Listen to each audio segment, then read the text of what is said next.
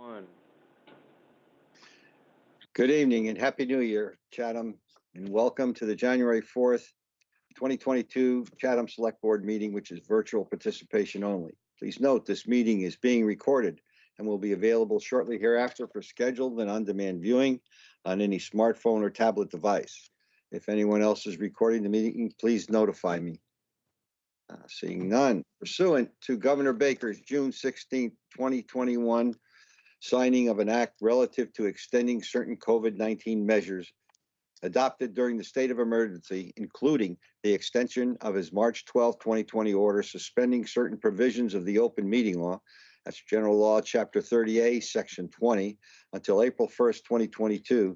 This meeting of the Chatham Select Board is being conducted via remote participation.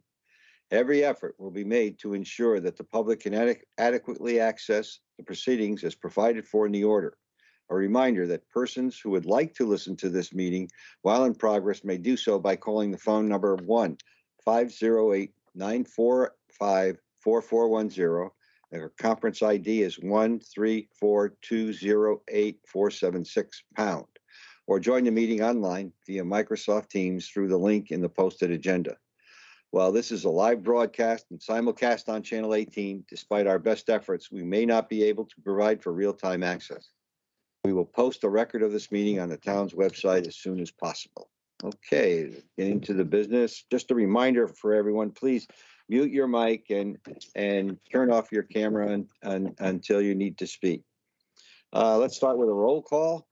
And we'll start with our Vice Chair, Shireen Davis. Present. Clerk Corey Mathers. Present. Board Member Dina Castro. Present. Board Member Jeffrey Dykins. And Present. the Chair, Peter Kokolas is present. Let's see, with just a quick overview of our agenda. We have two sets of minutes. You know, I forgot to check on the Affordable Housing Trust minutes. I assume we can't do those without the trust, but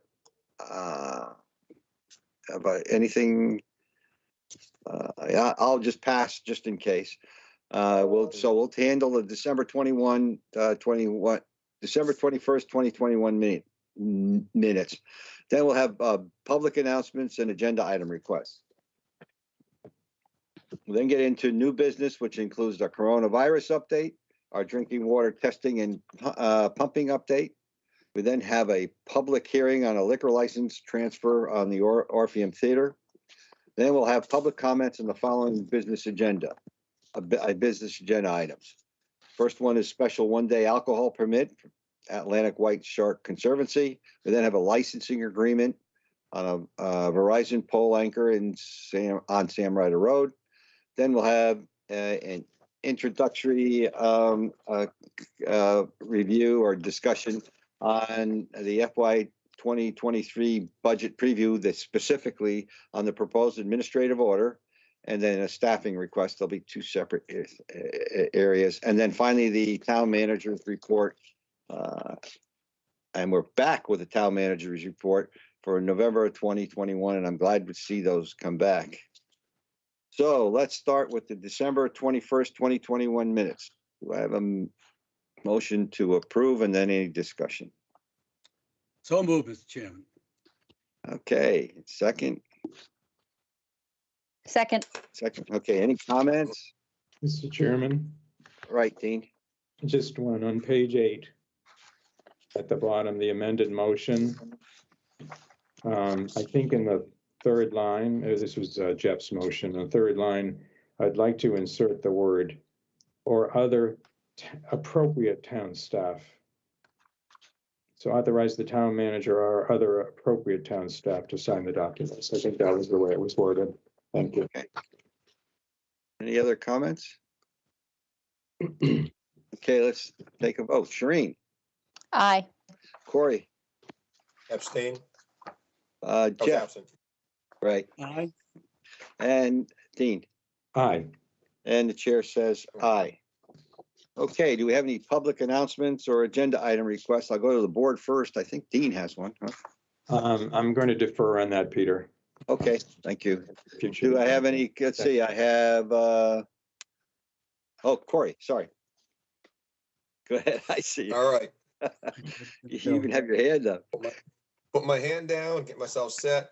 No, well, Happy New Year, everyone. Hopefully there are those out there who have made New Year resolutions, maybe some of which were to serve on one of our various boards and committees or commissions. So that being said, we have quite a lengthy list of openings. So I'm going to read the list as of today. We actually had one resignation in one of our committees today. So as of right now, Airport Commission, 1, Lydia's Cove Committee, 2, Board of Health, 1 alternate, Cape Cod National Seashore Advisory Committee, 1, Committee for the Disabled, 1 regular, 1 associate, Conservation Commission, 2 regular, 2 associate, Cultural Council, 1, Human Service Advisory Committee, 1, Independence Day Parade Committee, 2, Local State Building Code Board of Appeals, 4, North Beach Advisory Committee, 5,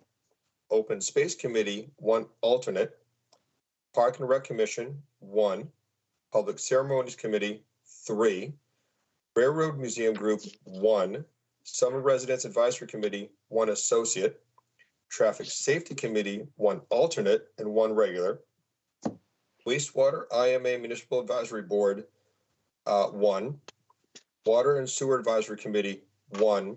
And we also have, for the Chatham Housing Authority, an opening to fill an unexpired term to our next town election. So with that being said, members serve 3 years, associates and alternates serve a 1-year term. Non-resident taxpayers are eligible to serve on advisory committees, the Cultural Council, and the Council on Aging Board of Directors. Only those registered to vote in Chatham are eligible to serve on regulatory and statutory boards and commissions. So if there's anyone interested out there, we have plenty of openings to fit people's needs and expertise, and we welcome all those applicants. So please consider serving the town. Thank you. Thank you, Corey. Anyone else from the board? Seeing none, I see one hand up, CG.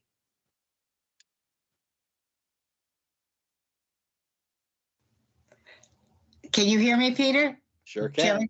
Okay, Chairman Kokolas, it's Carol Gordon from South Chatham. Oh, And hi. Welcome. I'd like to request an agenda item, please, to further discuss the 32 Mill Hill Road situation, the McGrath property, and the unending delay in cleaning up the property. So I'd like to, we're trying to get some answers, and the Board of Health has tried, but I think it would be really beneficial to come before the Select Board and have another discussion of this property. Okay, thank you, Carol. Thank you. All right, and any others? I see no others. So let's move on with our agenda item. Our first is our new business, coronavirus update, and Dr. Duncanson.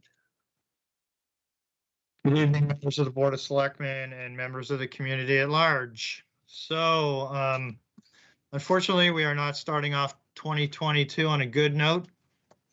To put things in perspective, and let me share my screen here, and so I can show you the graphs while I'm talking.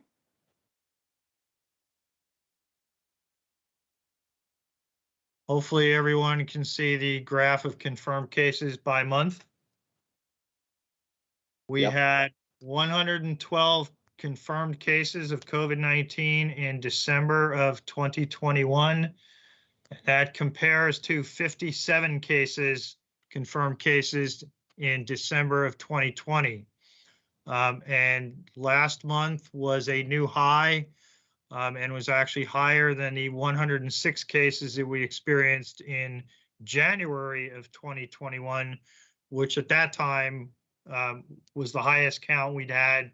And we thought, you know, we would probably, or at least hopefully, never see numbers like that again. But clearly, with the widespread Omicron variant currently in the community, on the Cape, and in Massachusetts and across the country, that is no longer the case.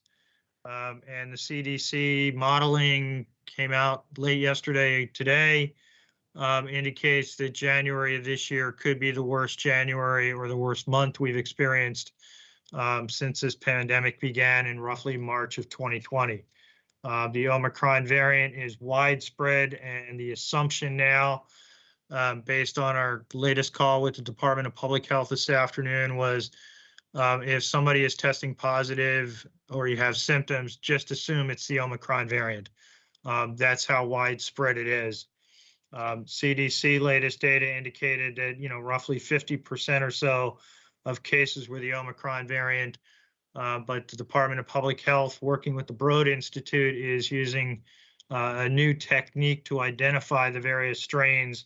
And the state estimated that as high as 80% of the cases in Massachusetts recently have been the Omicron variant, and they expect that to just continue as we go into January.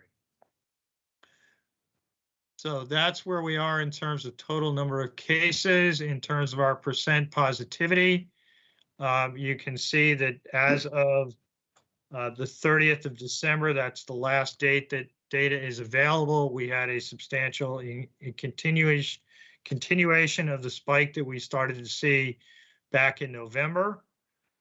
Our percent positivity on December 23rd was 6.26. And then on December 30th, it spiked up to 11.2. And we expect that this week's number will be even higher because the 11.02 number was based on data from December 12th to the 25th. So it does not include the post-Christmas period in that data set. That will be reflected in this week's data. So I expect the number to go even higher. And that 11% back on the 30th was the second highest percent positivity rate on the Cape. There was only one other town, I believe it was Truro, that had a higher percent positivity than Chatham did. Just to put it in a little bit of perspective, the statewide percent positivity rate as of today, based on numbers released this afternoon, is at 21.6%. So you can see that with the Omicron variant, the number of positive cases is really increasing exponentially compared to what we saw previously. And then mirroring the percent positivity, we also have the average daily incident rate. Back on the 23rd of December, that was 31.9%. And as of last Thursday on the 30th, that was up to 71.7%. And that was the sixth highest average daily incident rate on the Cape. So clearly, the Omicron surge, if you will, is alive and well in Chatham, as well as on the Cape, in Massachusetts, and frankly, on the country as a whole. I just wanted to provide a little bit more information. As of this afternoon's data from the state, the highest number of cases, and this is something we have seen previously, the highest number of cases statewide is in the 20 to 29-year-old demographic. And we are seeing that as well. And by that, it was a significantly higher percent of the cases than any other age group. And that's been consistent for several weeks now, and is consistent with the numbers that we're seeing for Chatham residents as well, where a fairly high percentage of the positive cases are in that age group. And in many cases, that's a reflection of the fact that members of that age group are not vaccinated. We've had 7 cases so far in January. And I can tell you about 50% of those cases were in vaccinated individuals, including individuals that had not only the 2-dose Pfizer or Moderna vaccine, but had also received their booster shot. The good news in all of this is that in the majority of these cases, these symptoms are relatively mild. So we are not seeing a commensurate spike in hospitalizations or deaths that would mirror the spike in cases. And that has been pretty well documented across the country, that if folks get vaccinated, get their booster shots as soon as they're eligible, and they do contract it, with the Omicron variant being a very high likelihood, they will have very mild symptoms similar to a cold or the flu. which unfortunately is making it very difficult for people to discern. So that is why the strong recommendation that if you have symptoms, stay home and get tested so that you can determine whether or not it is the flu or Delta or COVID. Some other quick numbers of the 112 cases that we had in December, 43 of those were in non-vaccinated individuals, so roughly 38%. If we remove 2 individuals who were not eligible for vaccination because they were in the youngest demographic, less than 5 years old, then 36% of our cases last month were in not vaccinated individuals. So that's pretty consistent with what we've seen, over the last couple of months. And then just a couple of other notes that I wanted to pass on. We are news from our Cape and Islands Health Agent Coalition meeting with the county today. We are expecting word that the state will be opening a stop the spread testing site potentially as early as tomorrow. And it more than likely will be located at the Melody Tent in Hyannis. It will be open 3 days a week. We do not yet know what 3 days that will be, but hopefully those details will be coming out tomorrow. The county is also working on a possible second site on the Outer Cape, somewhere in the Eastham area, but we don't have a lot of details on that yet because that's still in the early stages. The county is still working, as you probably have read in the newspaper. The state last week, the day before New Year's, announced that the local municipalities as well as other public agencies are able to buy COVID test kits through state contracts. They announced that last week. They provided information. We had early on, I contacted the county and I said, is the county considering bulk purchases under that program rather than each town going at it themselves? We were updated on that today. The county is still evaluating that and looking at the best way to do that. But in the meantime, we reached out to our neighbors in Harwich and Brewster to see whether there was interest among those in getting involved in a coordinated purchase. And we're doing that for the very reason that some of the vendors on the state contract will only ship pallet level quantities.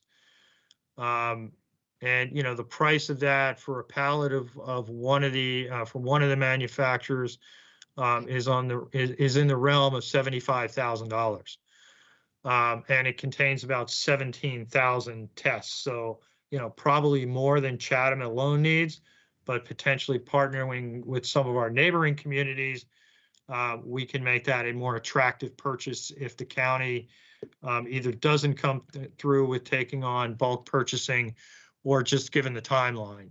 If we get agreement, in the next couple of days among the 3 towns, we can act relatively quickly.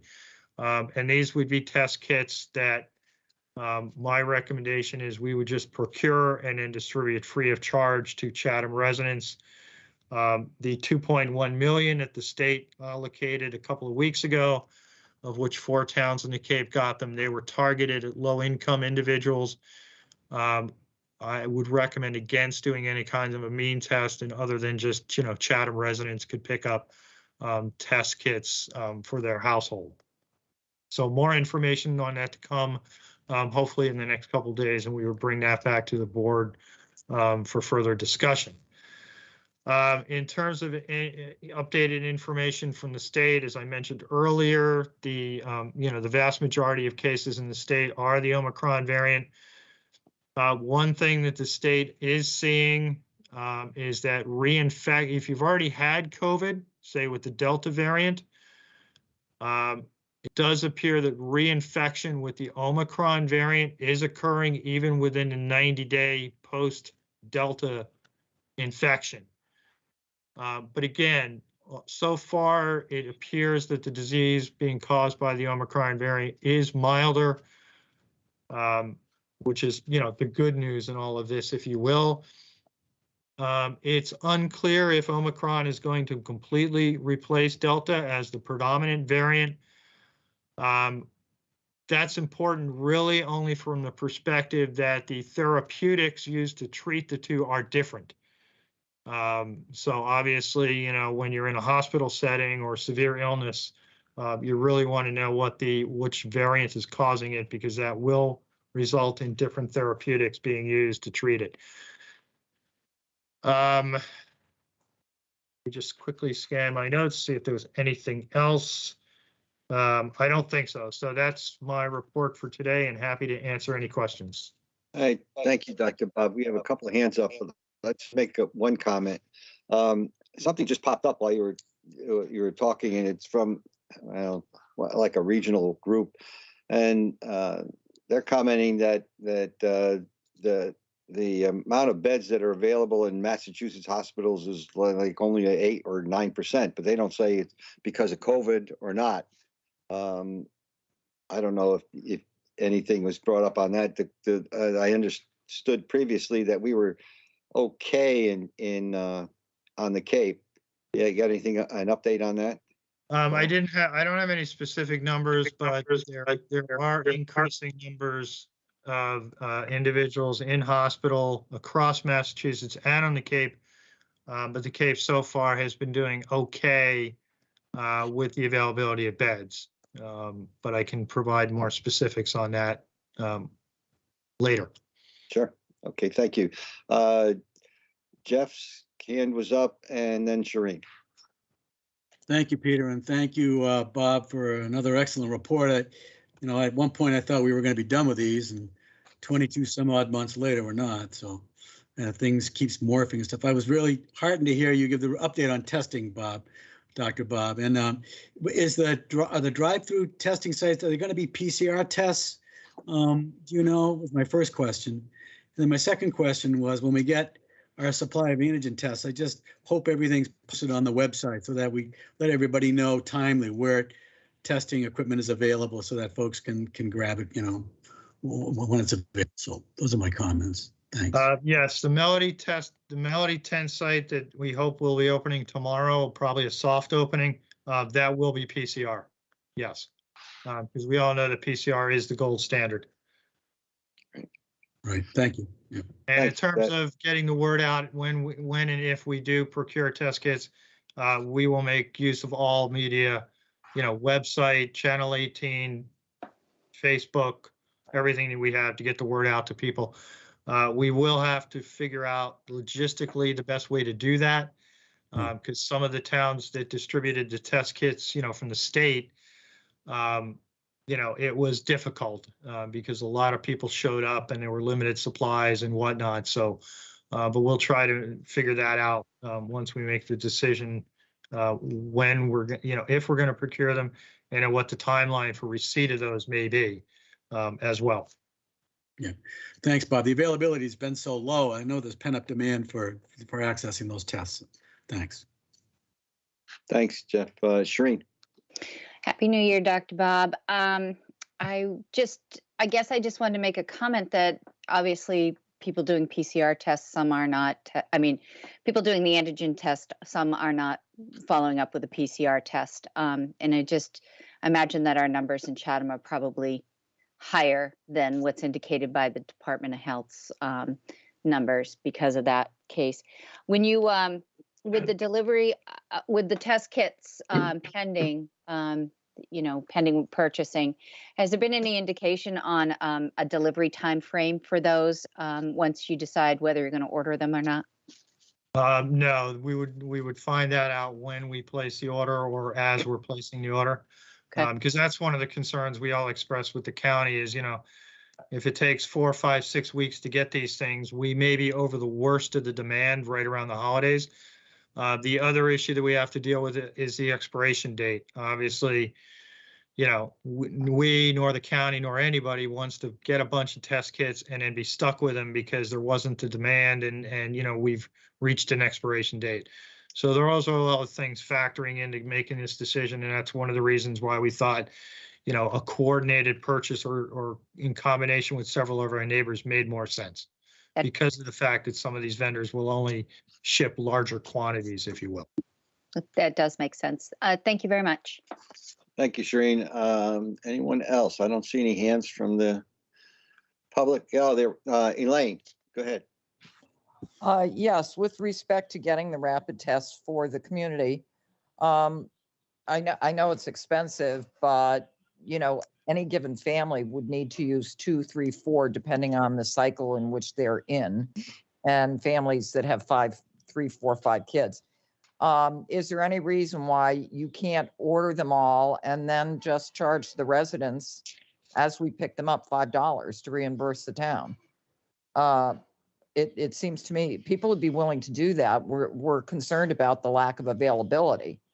Rather than handing them out for free, I'm sure everybody would be very happy to pay for $5 a kit to reimburse the town for that. And I think you'd run through them very quickly. Even 17,000 kits, we've got 6,000 people in the community.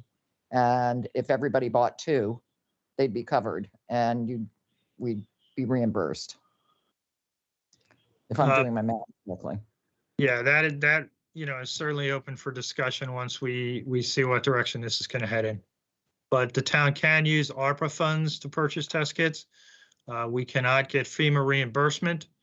The state is aware of that. There was some erroneous information in their press release last week that said that towns could be reimbursed both with ARPA and FEMA.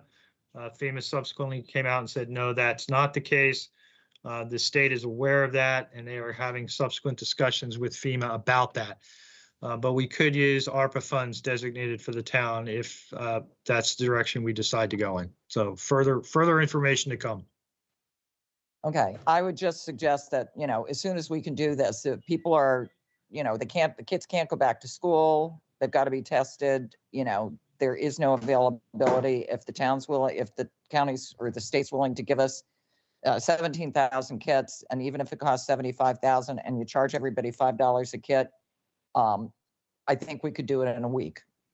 Everybody would come in and buy a couple, and so that we would have them moving forward. Thank you. Thank you, Elaine. Shereen, do you have another question, or was that from? Okay, got it.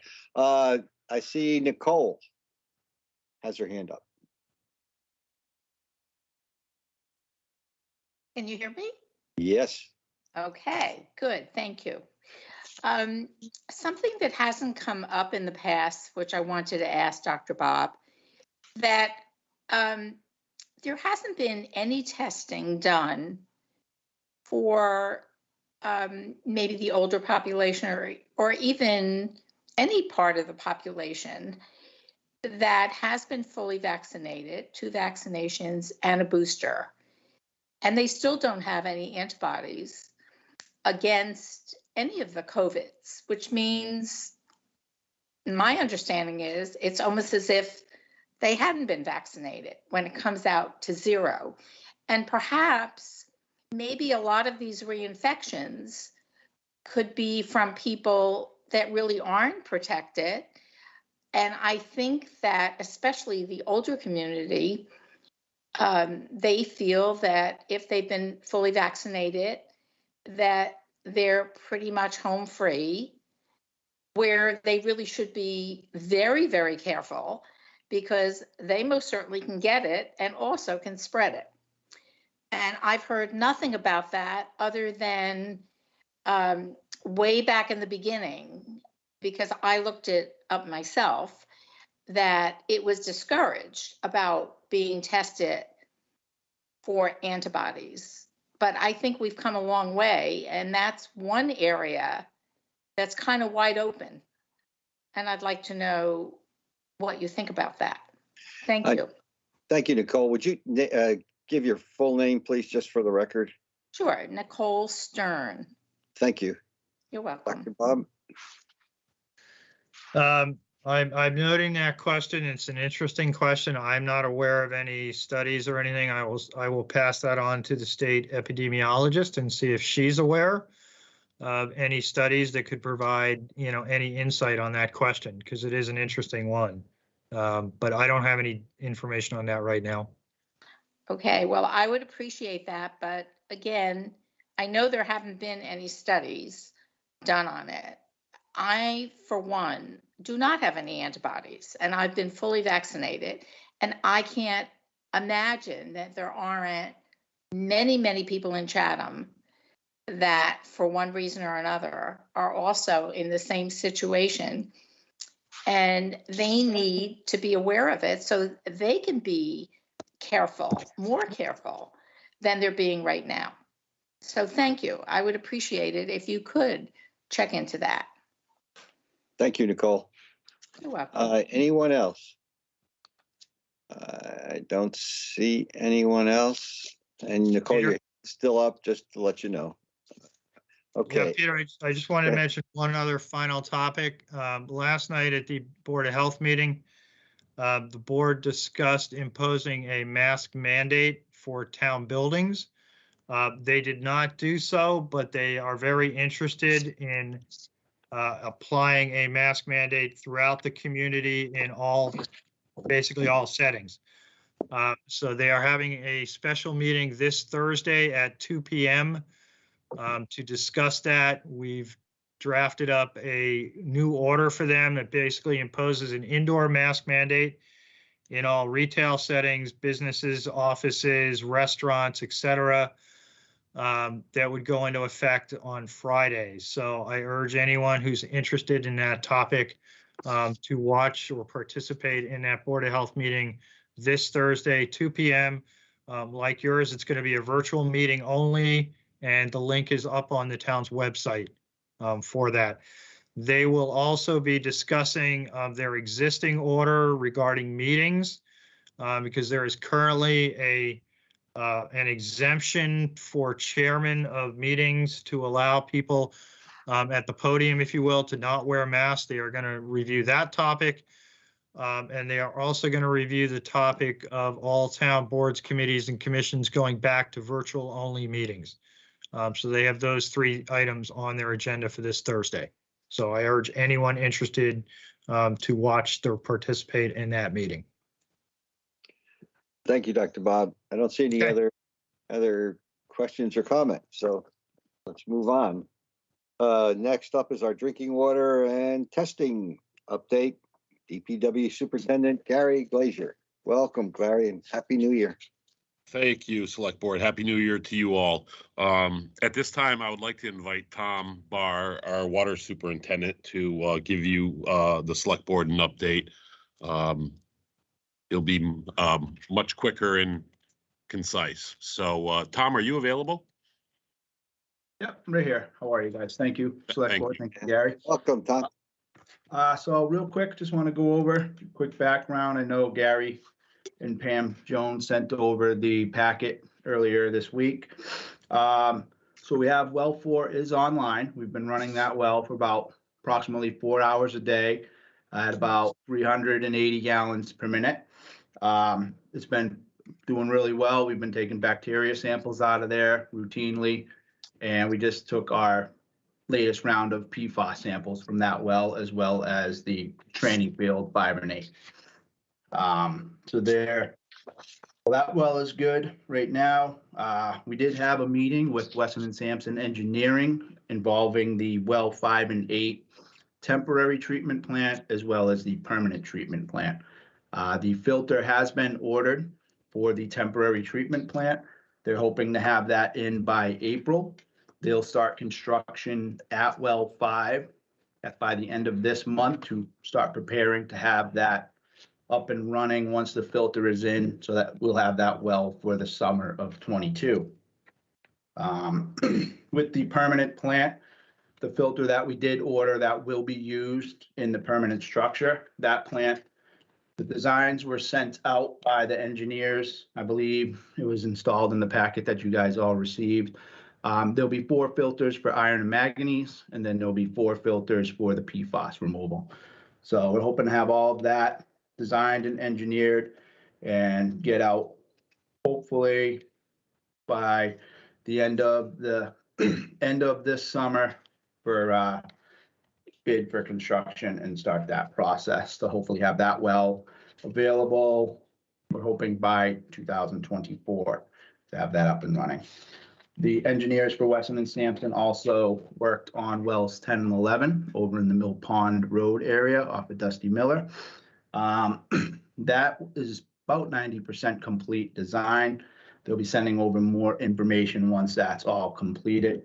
That'll house 2 wells that have already been built that we've talked about in the past. They will run to a main treatment building, which will then be sent out into the distribution system off of Mill Pond Road by the TW Nickerson site. The test borings were already done over there and everything is in line to hopefully have that go out to bid by March of 2022 for construction. The plan is to have that up and ready for the summer of 2023. Our pumping is down about 19.5% from this time last year. So December, we pumped a total of about 19% less. I only have till the 28th right here. That was the latest information. And at that point, we had pumped about 14 million gallons for the month of December. So a couple more days.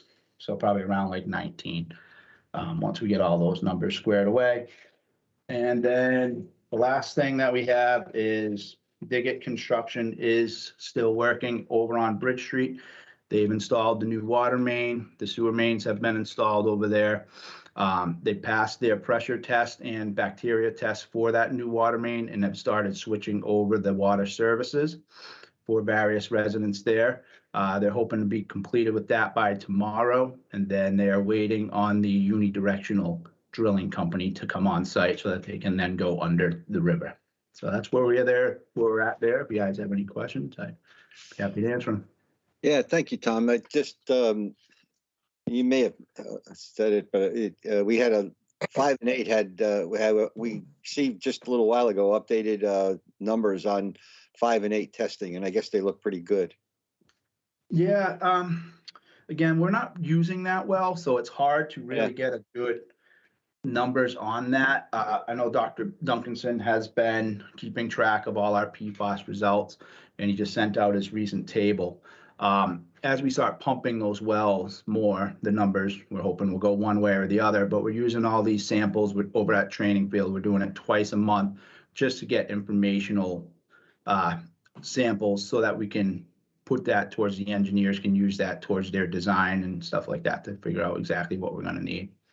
Okay, But thank Indian you. Hill, the PFAS samples for Indian Hill have come back very solid. They've been non-detect the past couple of times where they were originally at the 10 parts per trillion. I think it was 13 was the original back in April of 2021, but they've been non-detect. So we do continue to sample that well once a month. That's part of DEP requirements. Okay, thank you. There's Dean, Corey, and then Jeff. So Dean? You're on mute, Dean.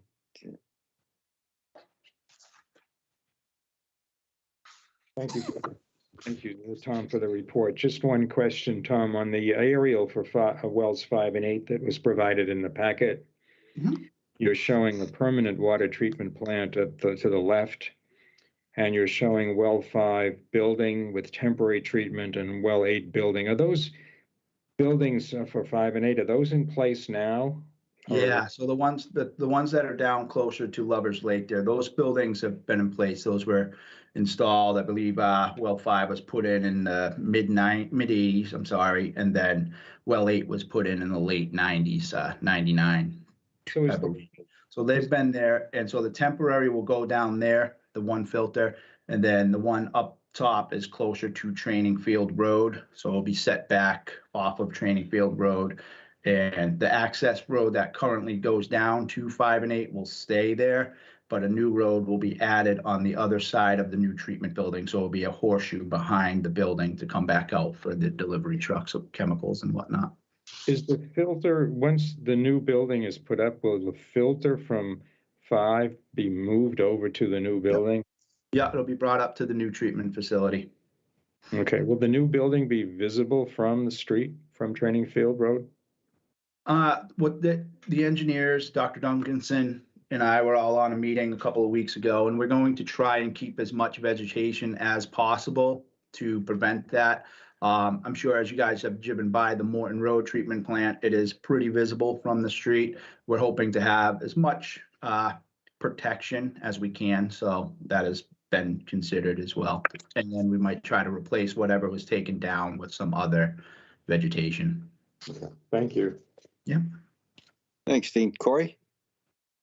Tom, thank you very much for the report. Just one quick question. The filters we're going to be using, what's the lifespan on the filter? And then second part of the question is, with supply chain issues, do we have backups? Or do we need a backup? Yeah, so what we'll have is the filter itself, like the structure itself is probably going to last quite a while, 20 plus years anyways. What will be, what will be will have to be turned over is the material that's inside, which is the granulated activated carbon. And that will all depend on our sampling. So we'll be sampling that regularly to see where we're at. And if we're starting to see numbers go up a little bit, then that means we're going to need to change that carbon sooner rather than we'd like. So we'll be monitoring it. The engineers, before we get going on all this, they'll have preliminary tests and stuff from other facilities that have the same level of PFAS that we currently have. That's why we're taking these samples, so that they can generate information to make sure they're getting us the right amount of carbon and all that stuff, so that we can have a longer lifespan. Okay, and then follow-up question is, we have made arrangements to, all the stuff that we need to get rid of.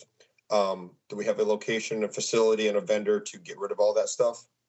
We don't currently have that in place, but the engineering firm, Wesson & Sampson, will be working on a site for that to get all that removed. That'll all be part of the final design and everything before we put it all into place. All right, thank you. Yep.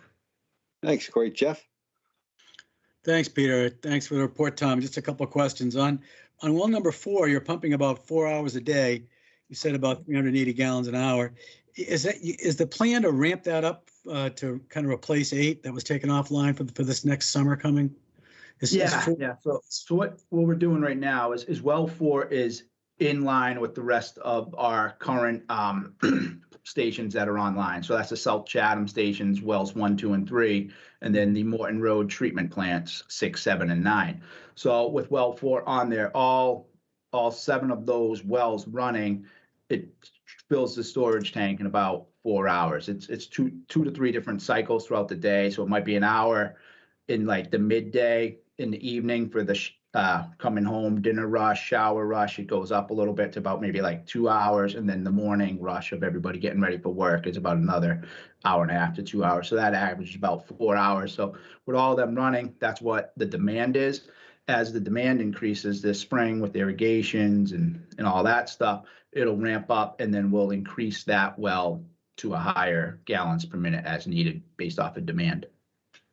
And we've tested 4, and there are no problems so far with 4. We have tested 4. Originally, we did have the PFAS back in April on our original samples.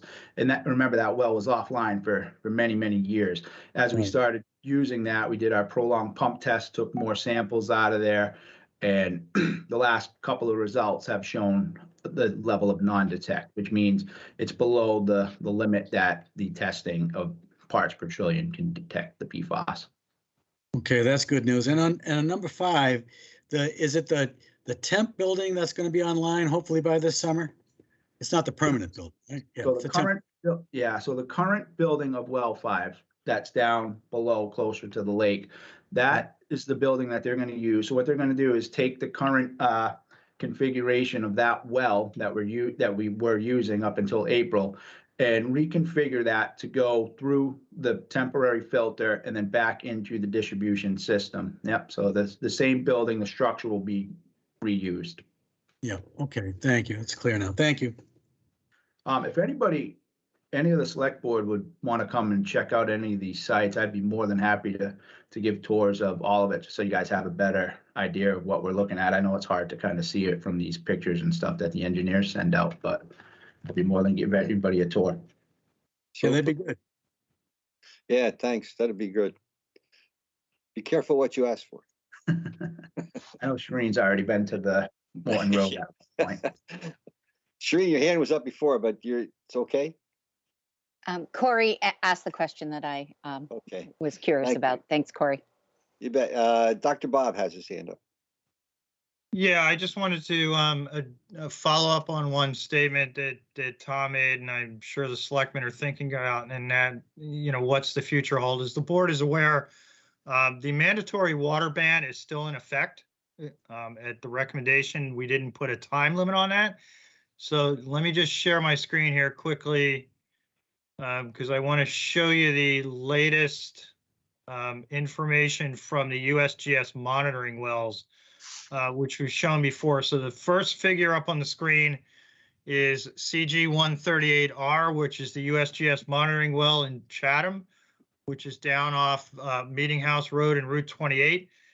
And this is data that goes back to January of 2019. And as we talked about earlier this year, when we asked you to impose the water ban, the water conservation measures, and then subsequently the water ban, was the drastic drop off in water levels in the well starting in starting in 2021. We still see the same yearly up and down version, but we're starting at a significantly lower point in 2021. And unfortunately, if you look at the end of the graph, where we're now into January 2022, we didn't even see as much rebound in groundwater levels so far this year as we did last year. And we are still significantly below where we normally are at this time of the year. And potentially, let's face it, we haven't had a very wet winter. We haven't had hardly any snow at all. So that unfortunately does not necessarily bode well for spring, summer, and fall of 2022. And then here's the USGS monitoring well in Brewster, which is over by Route 6A.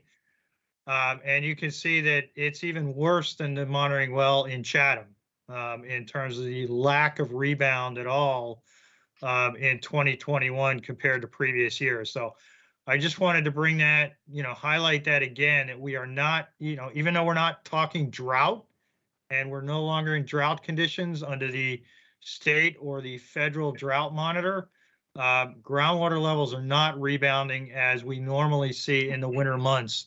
And so even though our usage, our pumpage is way down, it looks like we're going to be starting from a bad position again come late spring and summer of this year, unless something happens dramatically over the remaining months of the winter and spring. So I just wanted to bring that to the board and the public's attention as to why we are not recommending that water ban be removed. Thank you. That was informative. Yeah. Anyone else? Okay. Thanks, Tom and Gary. And let's move on. Next is a public hearing.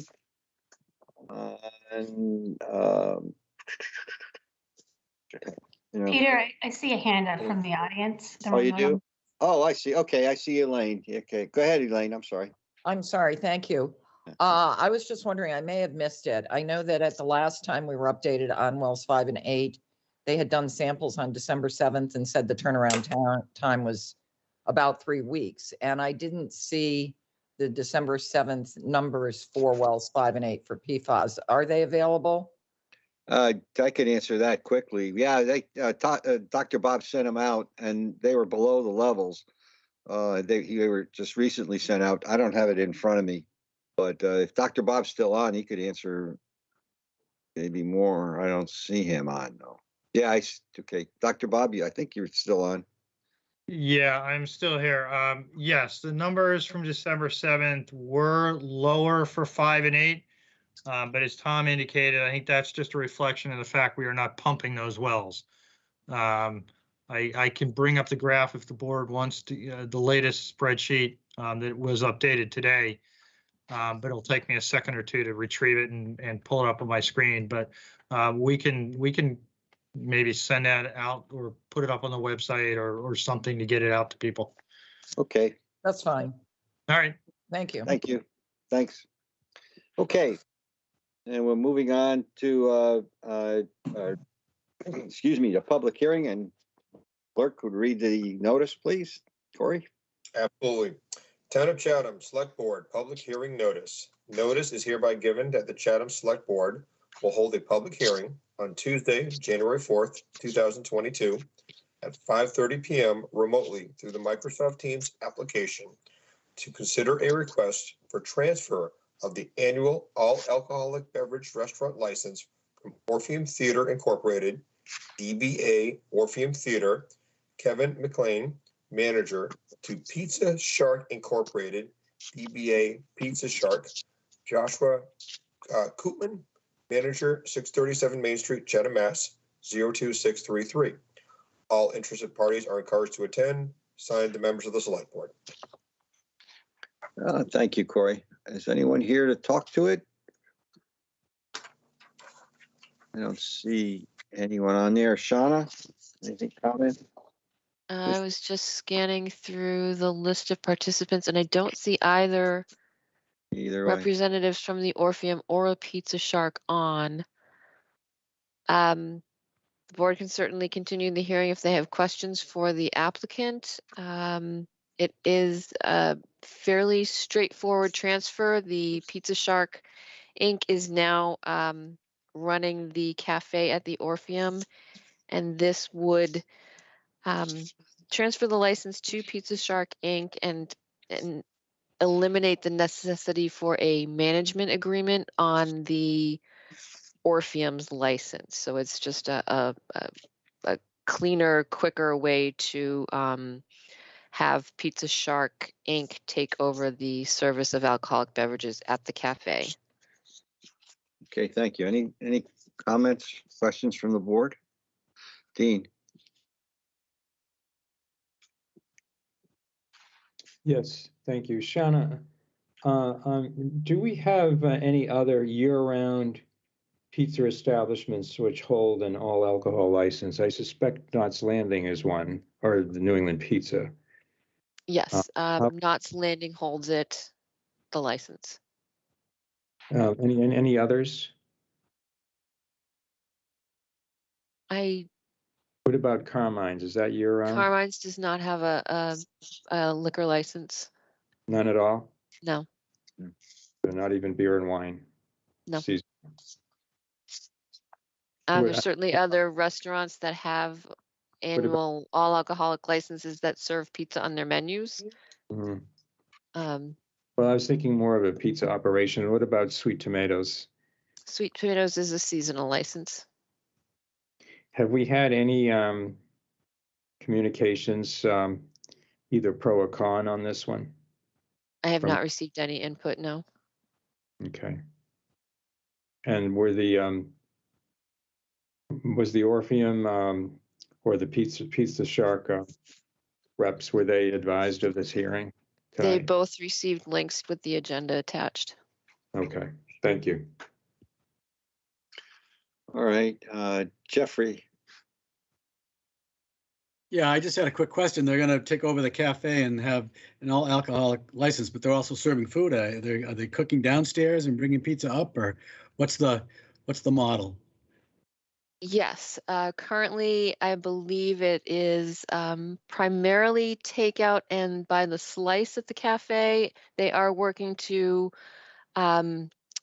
revamp the downstairs so it is more like the Pizza Shark that exists in Harwich, with more of a more retail space downstairs with the cafe serving the food and the beverages upstairs. Yeah, during first night they were serving pizza by the slice.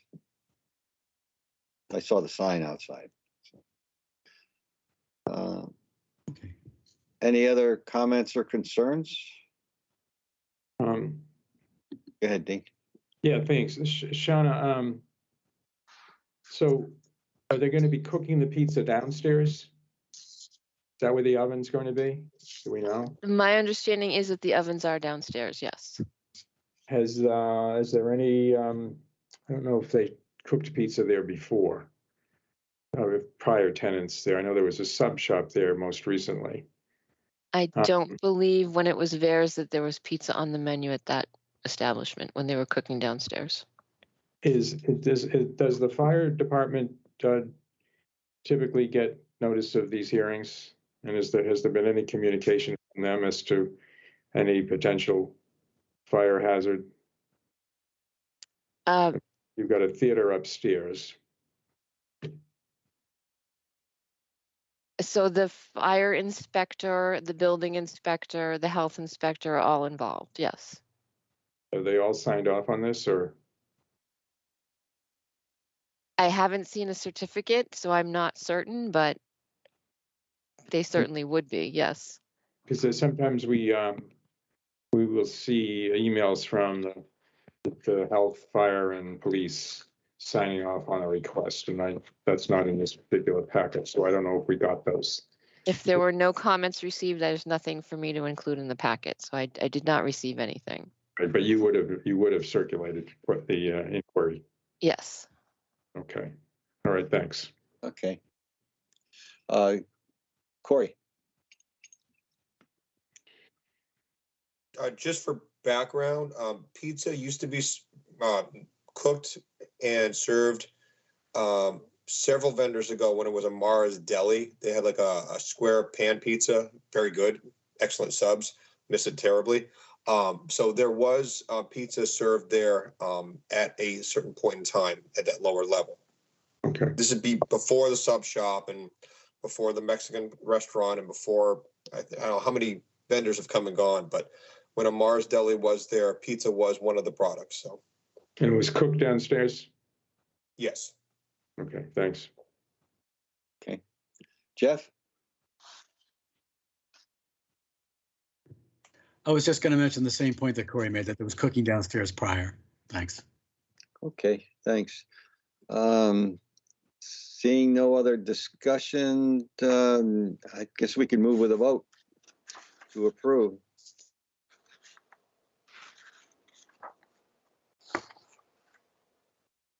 No one's comfortable doing that? I am. Okay.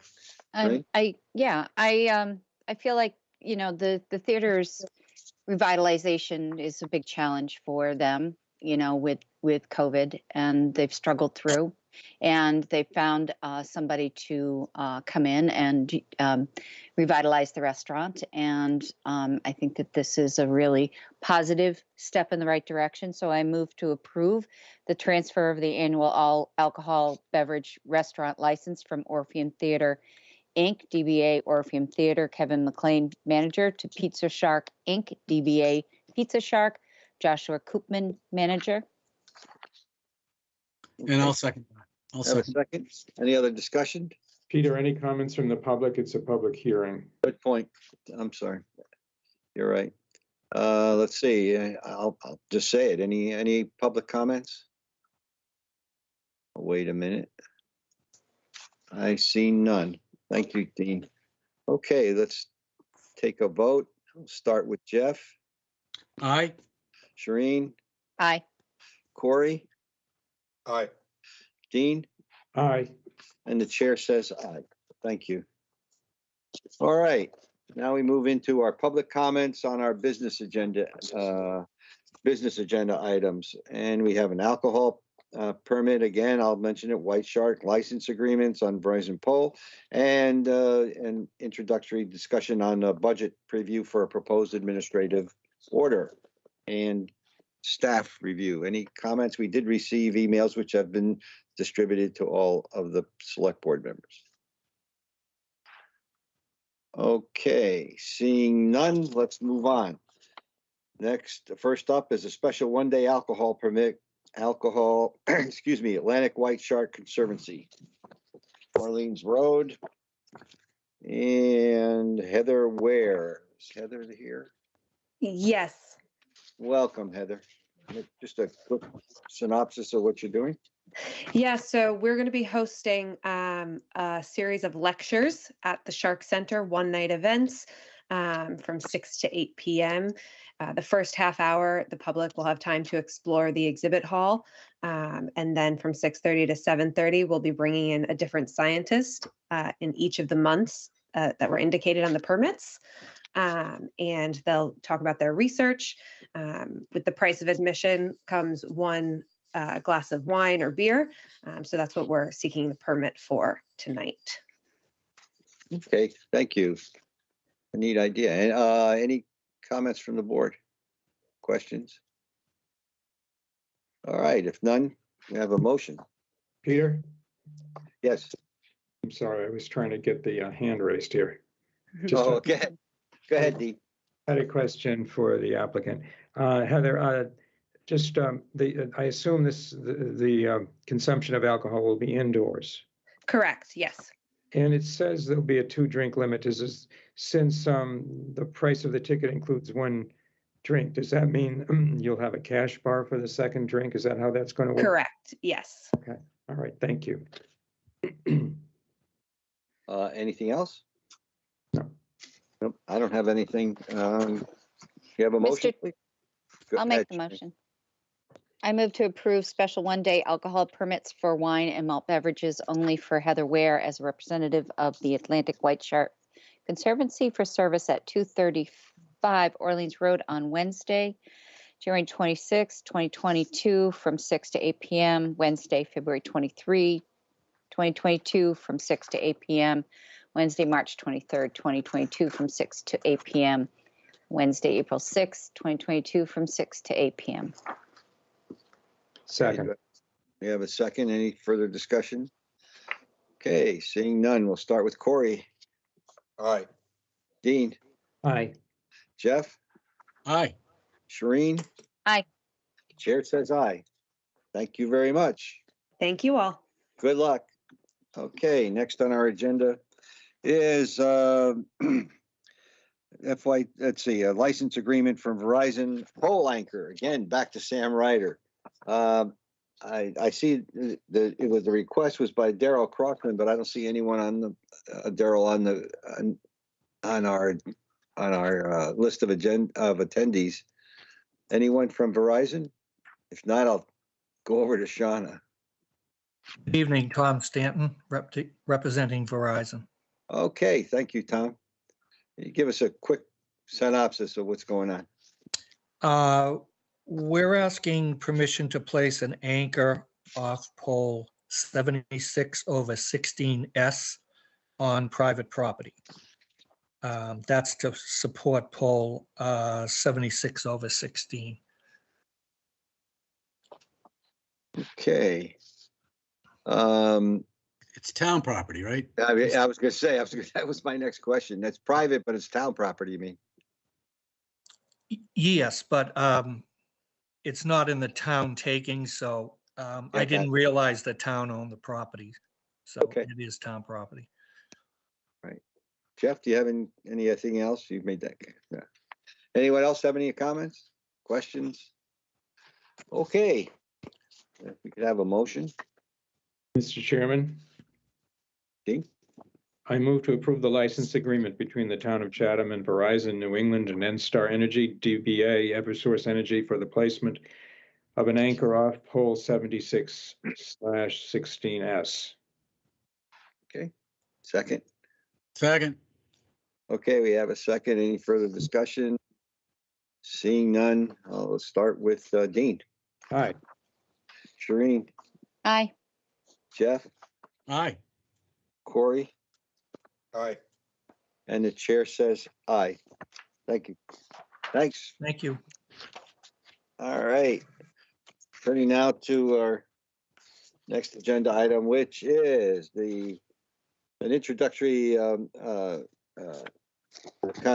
introduction on the concept that the town manager is bringing forth on a personnel issue or an organizational issue, and then we'll also talk about some of the staffing requirements. And I'll just turn it over to Jill. Great, thank you, Mr. Chairman.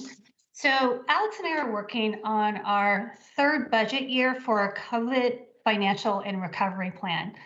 And for the budget directive for fiscal year 23, which is July 1st, 2022 through June 30th, 2023, is a sustainable and a resilient budget. So following the budget summit, we issued that budget directive to the departments. They've been working on their budgets. And following the select board's vote to approve the goals and objectives tied to our value statements that we established about 10 years ago and have refined it each year. We're working on our final recommendations for presentation at the January 18th Select Board meeting. So one of the components that we looked at has to do with staffing and realignments to better reflect the services that are offered in conjunction with the board's community priorities. Alex has a presentation that we were going to go through, co-present for a few slides, and then we can get into the actual administrative order that's in draft form that I am presenting tonight as an introduction, and would love to receive any comments that you might have. And depending on the comments and direction received, I plan to file an administrative order no sooner than tomorrow, of course, since we're here tonight, but that then would have a 30-day period for public review for the board to either approve it, deny it, or take no action. And that process is listed in our town charter. So again, tonight we want to summarize where we're going, present you the concepts for the draft administrative order, and then look to your input and ultimately present it if that's something, the direction that we could go in, or refine it. So happy to answer any questions and throughout the presentation. So Mr. Chair, is it okay if Alex starts her presentation? He's muted, so I'll give that a nod as a yes. Let me try that again. Yes. And a happy new year, Alex. All right, just bear with me while I share my screen.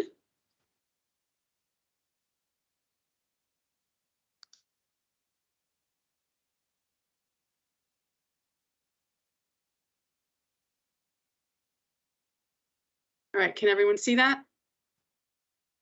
Okay. Yes. All right, thanks. Okay, thank you. Yes, as the town manager mentioned, in your packet tonight, we have a proposed administrative order and a review of some of the staffing requests that we've received from the various department heads for the FY 2023 budget.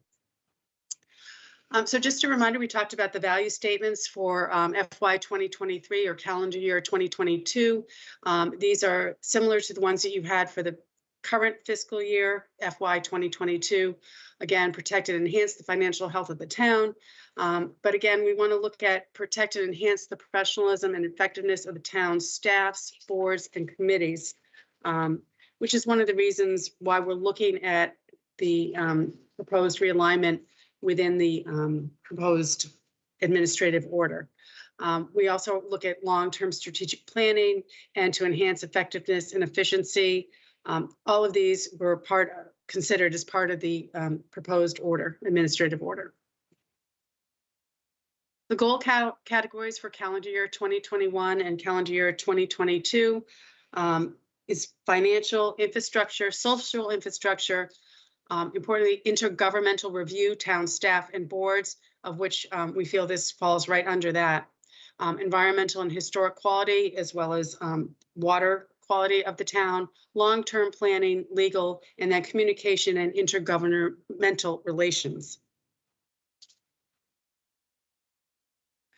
So tonight, the proposed administrative order is to create an assistant town manager position, which would be also the assistant town manager, community services development director. So this is a title change and compensation adjustment for the current position of community development director. It's not a new position. It is just a change in the title and compensation to align with additional duties and responsibilities for the position. And then looking under direct reports to that position would be Community Services, Housing and Sustainability Director, a new position, sort of to align with the board's goal of increasing community and affordable and attainable housing in Chatham. The second report would be a Community Services, Recreation and Beaches Director, and this is a transfer from a direct report to the town manager to the Assistant Town Manager, Community Services Development Director. Another transfer from a direct report is the Community Services Council on Aging Director, or Community Services, sorry, Council on Aging Director, again, to align this with community services rather than just being segregated in a bubble. Another principal planner, which is the current position of the building commissioner, central permitting coordinator, and office manager. So really only one new position is being created under this proposed order. The justification, we're trying to look through why we're doing this. So we were looking at sustainability. We talked about a sustainable and resilient budget. So we're looking to invest in the future, invest in our current employees with the hopes to retain those employees. We want to have historical knowledge for our employees, continuity of operations. Investing in the community. Housing is an underlying factor. We also need workforce and support.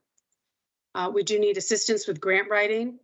It's very, some of the grants that are out there have require a lot of attention to complete those grants. We're looking to update both the long-range comprehensive plan and the open space and recreation plan, and then looking at our community priorities and how we can accomplish those community priorities. So Alex, before you move on to the next slide, the reason why we're looking at this now is that we have the vacancy in the director of the Council on Aging director, and we have the upcoming retirement for the director of Parks and Recreation. And so when we do have vacancies, we review the positions and the services that are provided to the community. And we thought this would be a really good opportunity for us to look at collaboration between the Parks and Rec division as well as the Council on Aging division. And that's something that we heard in November at the community forum and has been talked about through other forums as it relates to housing and having a dedicated professional for that. So that's not necessarily a forum, but the Affordable Housing Trust Fund. We've had those conversations. So with that in mind, we look to see if there's any better opportunities to collaborate, to streamline, and to work together. And that's where the genesis of the Community Services Department. Thanks, Alex. Thank you, Jill.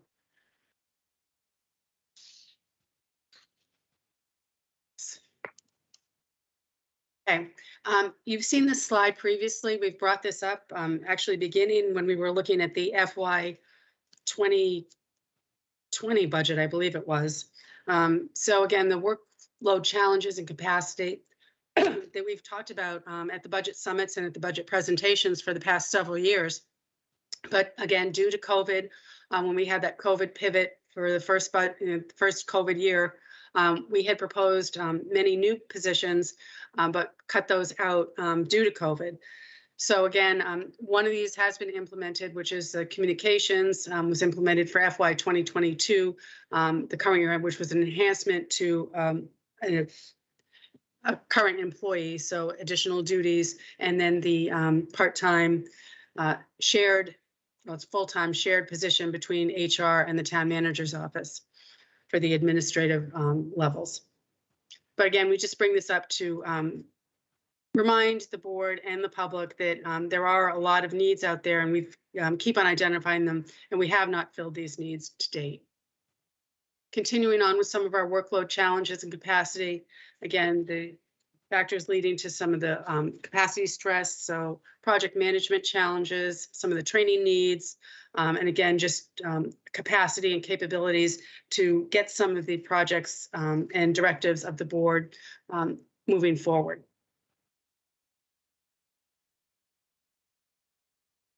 So as part of this, we looked at our community priorities, which are the social infrastructure, economic and community sustainability, our OPEB liability, community initiatives, housing initiatives, coastal resiliency and climate change, COVID funding, the drinking water supply, specifically the PFAS mitigation and ensuring adequate drinking water supply to meet demand, and the continuation with wastewater infrastructure. And we feel that by the realignment and the proposed administrative order, we can better address some of these community priorities and some of the initiatives that have been mentioned here. The also important fiscal impact we've tried to quantify here in a couple of slides. And again, for the current year, the fiscal year 2022 impact, with the possible potential reorganization of the proposed administrative order, the Assistant Town Manager for Community Services and Development would get a title change and an adjustment in compensation of about $4,000, which would recognize the additional responsibilities for the current department head. It's no change in grade. It's the current employee is at a grade 15, so it would just be a step increase to recognize those additional duties. We would fill the existing positions, as the town manager mentioned. We had the Council on Aging Director is currently vacant, and that would be reclassified as a new grade, a higher grade. So that's an impact of just over, well, just under $2,200. Again, that's available due to the vacancy, so we have savings in that department. And the Recreation and Beaches Director, a longtime serving employee who is retiring at the end of this month, we're looking to reclassify that position as well. That would be a downward reclass to recognize the duties and the reporting, and that would result in about $22,000 in savings for FY 2022. We're also looking, we have a vacant position for cemetery administrator. We've tried to hire someone. We've interviewed several candidates. It's been very difficult with it being 15 hours per week.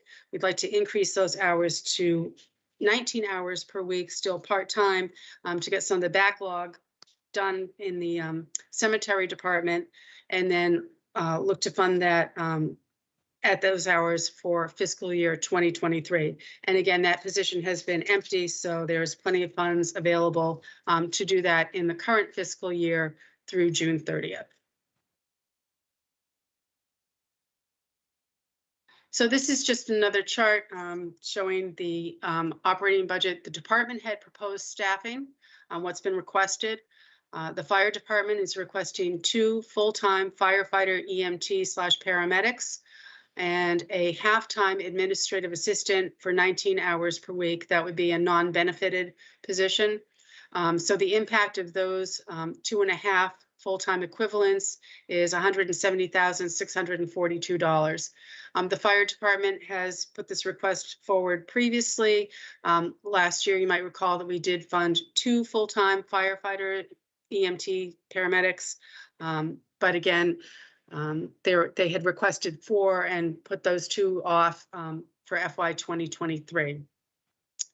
The Council on Aging is requesting 1 full-time equivalent transportation coordinator driver, bus driver, and this is a new position for dispatching and driving. And again, we don't know the number of hours would be determined, and this is about $34,434, which would be funded through the Council on Aging grant. IT Channel 18 is looking for an additional media coordinator. The amount of time that it's taking staff, especially with the remote and hybrid meetings and the amount of meetings and other items that Channel 18 is doing has caused, quite a bit of overtime, and it's been a hardship for them. So they're looking for an additional media coordinator, $45,843. Again, a new position. And the natural sorry, is there a question? Nope.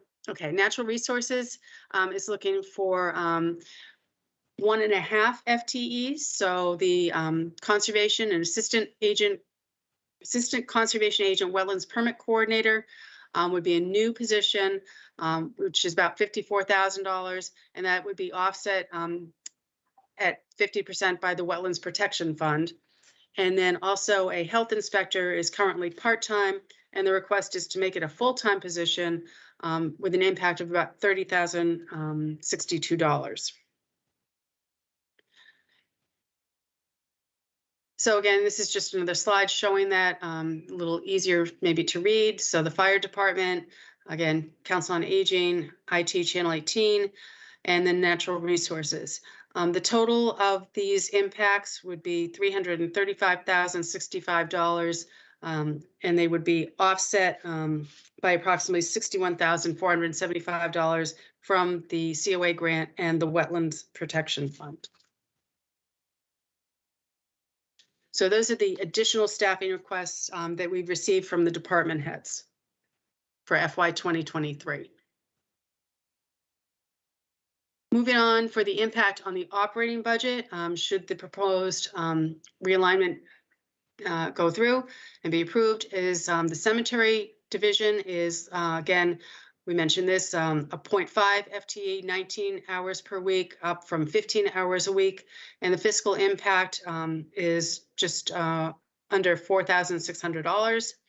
And then looking to realign existing staff, the custodians, 2 positions which are vacant, to move those 3 positions over to labor positions in the cemetery division, and that would reclassify those custodians up to grade 3 from a grade 1, and the impact would be $4,953.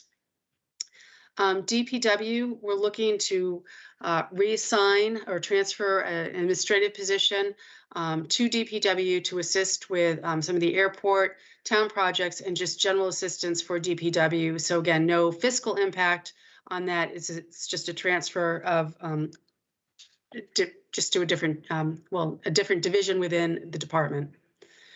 And then community development, the proposed administrative order, the assistant town manager, community services director, title and compensation change for the existing employee, FY 2023 impact of $9,523, a promotion of an existing employee to housing and sustainability director. Again, that could be either a $0 impact up to $3,500. The town planner, we would backfill that position with a new employee, $92,300. Our recreation and beaches director, as we mentioned, would fill the vacancy at a lower grade, savings of $51,880. And the community services and council on aging director, again, fill the vacancy, this time at a higher grade, for $8,831. So, you know, a range of between $68,000 and $71,000 for the impact for those. So again, the FY 2023 impact, just another slide looking at this, assistant town manager. So I won't be redundant here. We're just another way of looking at it, a little prettier to see it. So we always include the organizational charts, and because this would be a reorganization, we've included those in this presentation. So we're looking at the town manager level. The current organization chart will show the proposed organization chart, and then at the departmental level for the community services and development department, we'll show that org chart. So this is the current organization chart. And you can see the 2 gold areas sort of in the middle, the Council on Aging and the Parks and Recreation departments, which are direct reports to the town manager. And you can see just on the next slide, they've moved under to this proposed assistant town manager, community development director. And you can see the 2 gold slides are the Council on Aging and Recreation and Beach Director, and then the new position of Housing and Sustainability Director under that proposed Assistant Town Manager and Community Development, and that is a department head position.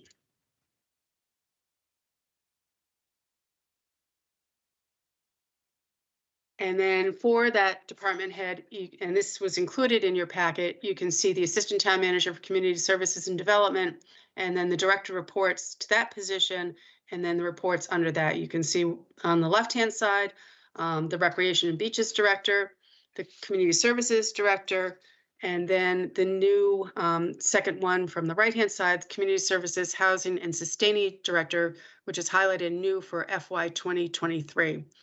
And we have the Recreation and Beaches and Community Services COA directors as FY 2022, as those are currently vacant, and we'd like to see if we can hire someone into those as quickly as possible as other staff is taking up their workloads.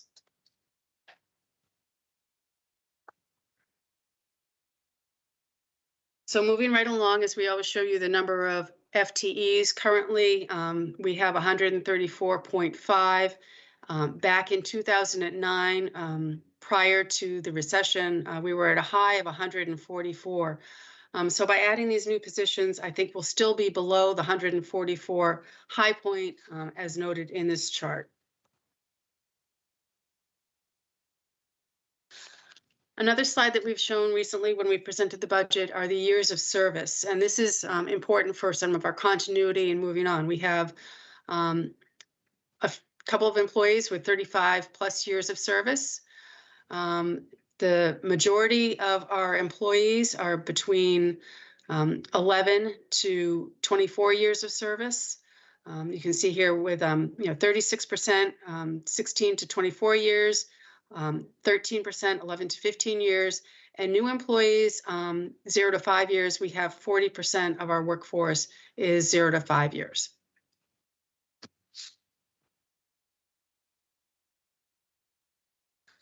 So the big picture, looking at this, the justification, we're looking to streamline. As the town manager mentioned, we always reevaluate vacant positions to see if there's a better way that we can deliver services to the community and opportunity for collaboration. We look at the community priorities. Again, the community forums were part of that, and collaboration between departments and with the community as well. And then the value statements, as we defined at the beginning by the by the select board. So the next steps would be to file the administrative order, which would be the soonest would be tomorrow. The effective date of the administrative order is 30 days from filing. And then we look to present the budget to the board on January 18th. The budget hearings, the select board will hear the budget hearings in February and March. The select board will make their recommendation to the finance committee on or before March 1st, 2022. And the finance committee will be hearing from the different departments as well, mostly during the month of March. And the finance committee will have their recommendation by March 21st for inclusion in the town meeting warrant in advance of town meeting on May 14th, 2022. And that's what I have tonight. I'm happy to answer any questions you may have. Okay. Right. Thank you, Alex. Let's see. Get back. I'd just like to make a comment first, and on just a couple of things. Organizational charts, many of us have been around a long time, have been involved with all kinds of organizations, and usually, organizations can either help you or hinder you. For the administrative order, I'll take that first, and then we'll talk about the other requests. I guess when you make a reorganization, you want to effectively or efficiently address, all the goals and objectives we had in a town, and that's what I hear you trying to do. And then there's the issue of how do you fill the positions? That's just top level. A couple of comments. I was going to ask you to pull up a chart, but maybe I can talk to it without that. The way you brought together, I believe we have a people problem. I think that's pretty obvious, and you try what we're trying to do is look at a community services organization. The title of assistant town manager reminds me of different organizations I've been in where you had a director of something, and then that director gets an increase, and they call him a senior director rather than calling him the vice president. They're different ways to classify a job.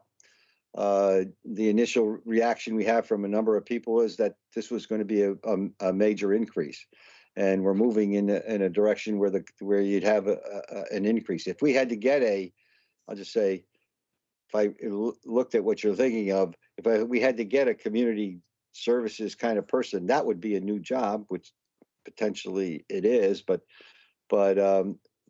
the structure of the organization and the costs that are associated with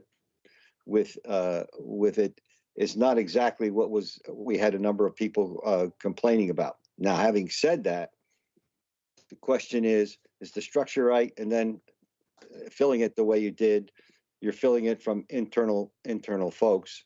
That's been done number of places, number of times. We would have a difficult time going out to try to hire someone new for something of a position like that. Okay, having said that, again, I'm going to take the one that pops into my head first. What you're trying to do with the cemetery, I think is the right way. I don't think I think taking care of the cemetery should be brought in-house. As well as that was being done earlier by sort of a volunteer, I think taking care of it in-house is the right thing to do. Outsourcing certain custodial services, I think, is the right thing to do, and making those individuals part of DPW to take care of the cemetery or whatever makes more sense to me. A focus on housing is I think the right way to approach this also. Trying to remember. Can you pull up the chart? I think it was number 12. Just pull that up for a minute. It might help me remember. I had a couple of comments there. Yeah, no, it wasn't an org chart. I don't think it was the funding chart for what you're going to do with the administrative order.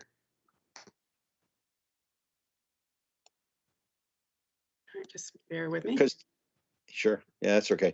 But while you're doing that, the one comment that everyone is, I mean, we always have to consider, and it's part of our, if you have an increase in something or you put a new job in and we have a new position, that's going to impact, all the benefits and everything else that go with it over the long term. And that's something that has to be considered. Okay. The assistant was that 12, that's 13. Try going back one more, see what happens. Only because that's the one previous. Yeah, the cemetery division was the one that popped into my mind first. And when I read the package, I thought that was the right thing to do. DPW with the FTE assistant to help with the airport. If I remember correctly, when I was back planning board, there was an FTE that there was someone in DPW that helped with the airport commission because I had to deal with them. I don't think that's something new. It's just sending it back, and that's where you have town projects, and we know we have issues challenges with town projects with one individual having a whole host of them, and in the community development area.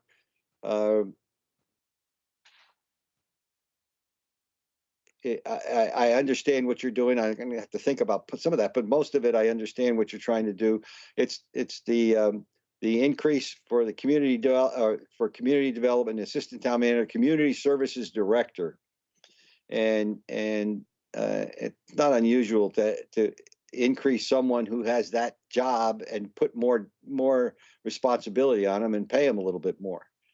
And it's not. This was not a job classification change, was it, or is it?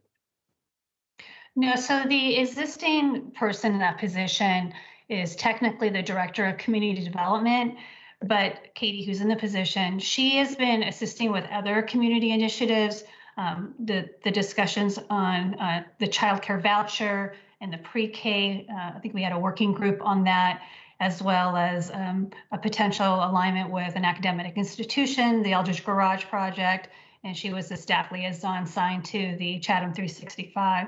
So regardless, she's doing more than that was in her original job description just because of the community priorities, and that was 4 years ago.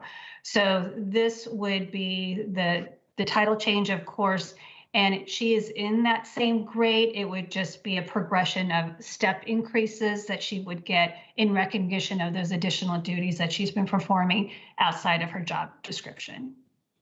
Okay.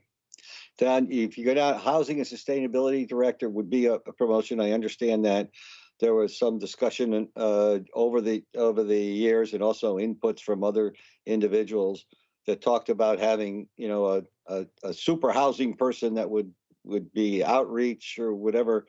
The existing person who's in there does a lot of housing, and they're involved with it, with housing, kind of explain how I know we use consultants, but not a lot. Or we need a housing consultant. I don't think we should hire a specific person just to do certain housing, and we have to have someone who understands housing and what that means. And I think a promotion to me sounds the right way to do it. But could you get a little more into the discussion about that job position? Sure. So the position of Housing and Sustainability Director, what we saw was a need that right now we have a contract for that services, but it's more referral. And it's taken some time for the person in that position and the assistance of the Community Development Partnership, CDP. They have a great resource for us, and they've been doing a lot of research behind some of our initiatives, including our legislative special acts that have been filed. But I think that where we're going with this, and we're looking at property acquisition at 1533, possibly more, as well as what you saw in the Affordable Housing Trust Fund minutes, various other priorities that I believe it takes a designated person. And it seems that housing is kind of like the underlying community initiative and priority for a lot of other initiatives that we're working on. So it's that. It's also with the current person's background, she's also has degrees in energy and environmental planning. And I think that gets to that sustainability component that we've talked about with sustaining a vibrant community. So for me, it fits in community services under that I guess arm of the org chart, because I think with the person in it the institutional knowledge and the navigation through the boards and committees, and not just the regulatory committees, I think it's really important to have someone in that role to make sure that all the entire community is served. So that's where we saw that. And then I just wanted to, in my staff report, we noted some other issues that we would see the Housing Sustainability Director involved in. So working on long-term sustainability. We talked about including the economy, housing, planning, and the environment to contribute to long-range strategic planning. So I think it's sort of the umbrella of everything that we've been working on to tie it all together, and using this position to do that. So with our initiatives coming up for affordable and attainable housing, the first project, we talked about having consulting services to help us develop the proposal for a potential developer, and then working through that process of how to engage the community and have their input on what they would like to see the development look like, and then moving forward with whatever lotteries or whatever promotion that's needed. So we're still going to need that for this upcoming acquisition, but I think that this is an important person, and having community services in the title gives some identity to what I hope that this division will assist with. So some more information in the report. And then I do know that Katie's on, who helped us craft the job description, not necessarily the job performance description, but just where we saw us going, looking at your community priorities. Okay, and I understand. I won't get into the COA. I understand that, and hiring for that I think is going to be important. Should I wait for? Let me ask you. This is separate from the requests that are made. The personnel requests by department heads. That's going to be within our budget. That's going to be a whole separate discussion. But I'm glad you put it together with this, so we can talk about it. But I do have one or two questions on that. You want it now, or should we wait? Sure, but just before we pivot from this, and I see a lot of hands up, I don't know if the community knows that the Director of Community Development, Katie, serves as the acting town manager in my absence if I'm out for a vacation or if there's a medical leave. And I'm just not sure that the community knows that with Chief Paulina's impending retirement, I've pivoted to Katie, because Katie's working with me on so many of your initiatives. So she does serve as the acting town manager when I'm away.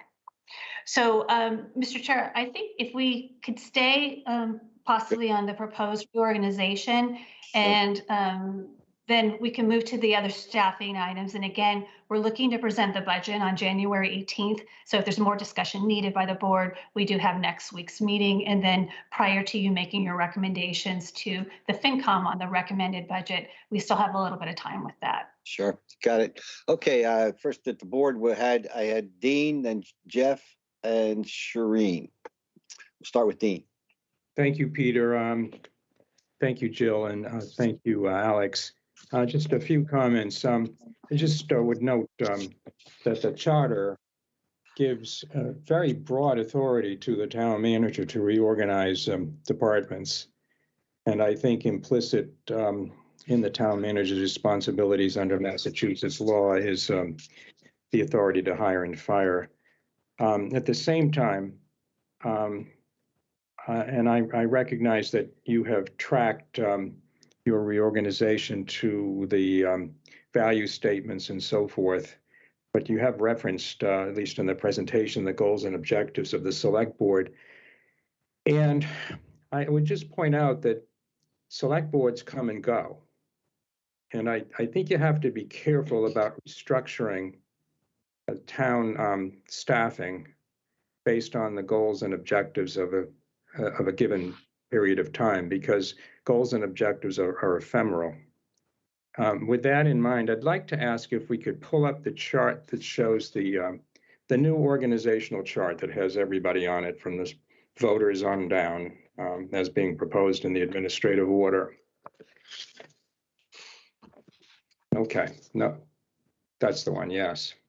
So with respect to the, don't want to talk about individuals or personalities. We all greatly respect those who serve in their current positions. But with respect to the title of assistant town manager, I don't know what goes on in the other 14 communities. My impression of an assistant town manager is that that's someone who is there to help the town manager in moving projects along and in working with the staffing in the town, and not with specific reference to a given set of departments or divisions. Now, I could be wrong in that. I think I don't have an issue with the concept of the town of Chatham having an assistant town manager.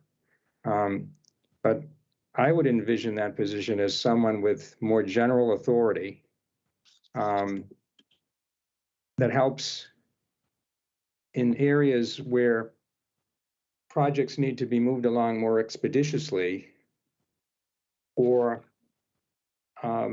citizen inquiries or complaints need to be addressed in a timely manner. That's what I would envision. And I'm looking at this chart, and I see that on the same line of authority, you have the assistant town manager / community development, along with public works, finance, fire, police, natural resources, principal projects and operations, and the town clerk.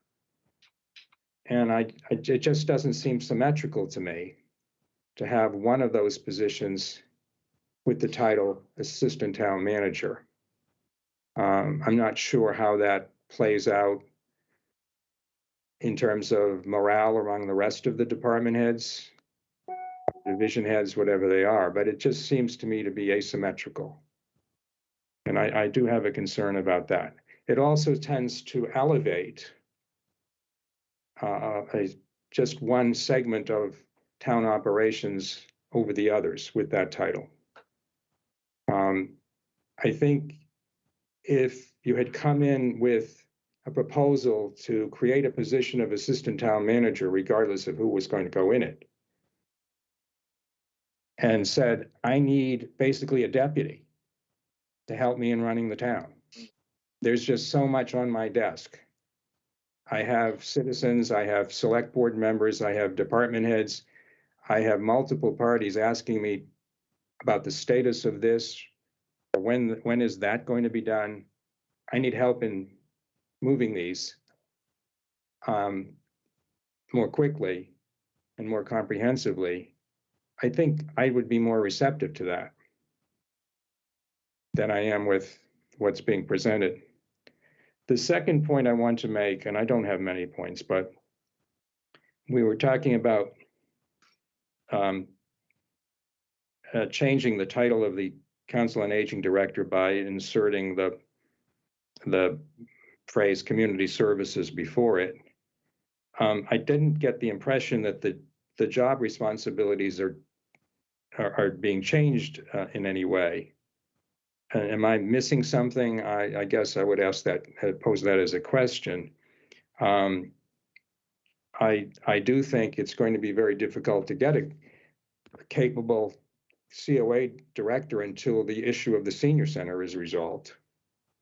So I guess I'm wondering, what does this name change or name addition, title addition, really accomplish? Let me throw that out and you can respond when I'm finished with my comments, Jill or Alex. I also wanted to ask what is happening with the Park and what I guess previously was the Park and Recreation Department. Dan Tobin, who's going to retire, has been the Parks and Recreation Director.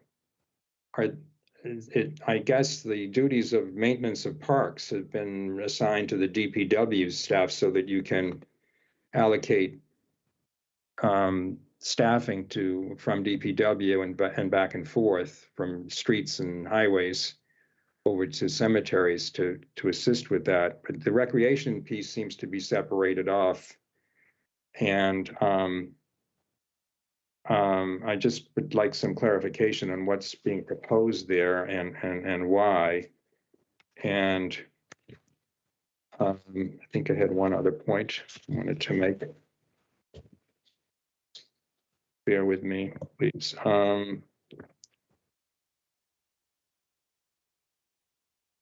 I do appreciate the concern about the town manager having currently, 13 reports?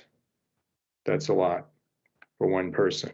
But I don't think it lends itself necessarily to a solution being to just carve out one of the columns on the wiring diagram and assigning that particular title of assistant town manager to that position. I'm not suggesting that an increase in salary or perhaps a different title might not be in order, but those are my overall comments. I would certainly hope that town manager would take our comments tonight into account before filing any order. I'd rather have us address this collaboratively rather than having to force a vote up or down on it as we're permitted to do under the charter. So I guess I'll leave that and just ask for a response on anything I've said, but in particular the point about the COA director's title and responsibilities and the Park and Rec program. Thanks, Steve. Sure. So thank you. So there is no vote that's expected tonight. Tonight was an introduction to the concept so that we can have that collaborative exchange. So just so you know, we're here to listen, and we're not expecting a vote. We're looking for feedback. As it relates to the Parks Division, through a reorganization with DPW, that was the last one, the administrative order number 4, we realigned it so that the Parks Division cemetery were placed under DPW. And Dan Tobin's position, and I only have to say names because it's too hard to explain otherwise, that position through the last administrative order still had oversight of the parks and recreation was separate. So, and that came through with DPW Superintendent Gary, who you heard from tonight, who also manages the foreman, but also water and sewer, and is essentially a superintendent, as his title is. The community services division, when we were looking at surveys of what other towns are doing, and this is partly to reflect the duties of the COA director. The previous director also was a staff liaison to the Human Services Committee and did a lot of work with that. So that didn't necessarily address only the older residents or residents who might visit the COA who are 60 and above. It was a more comprehensive community services type of role. And figuring that that position is going to be difficult to fill, I was trying to think of a way that someone would be interested. Maybe they are a COA director, but they're looking for maybe a broader perspective of community assistance or community services. And when I was looking through survey results and so forth, I was trying to think of, maybe we just need a director of community services. Would that director be the COA director, or would that director be the recreation and beaches director? And I couldn't get to a point where either one of them would be the director. So that's where we were looking at possibly retitling the. Oops. She froze. You froze, Jill.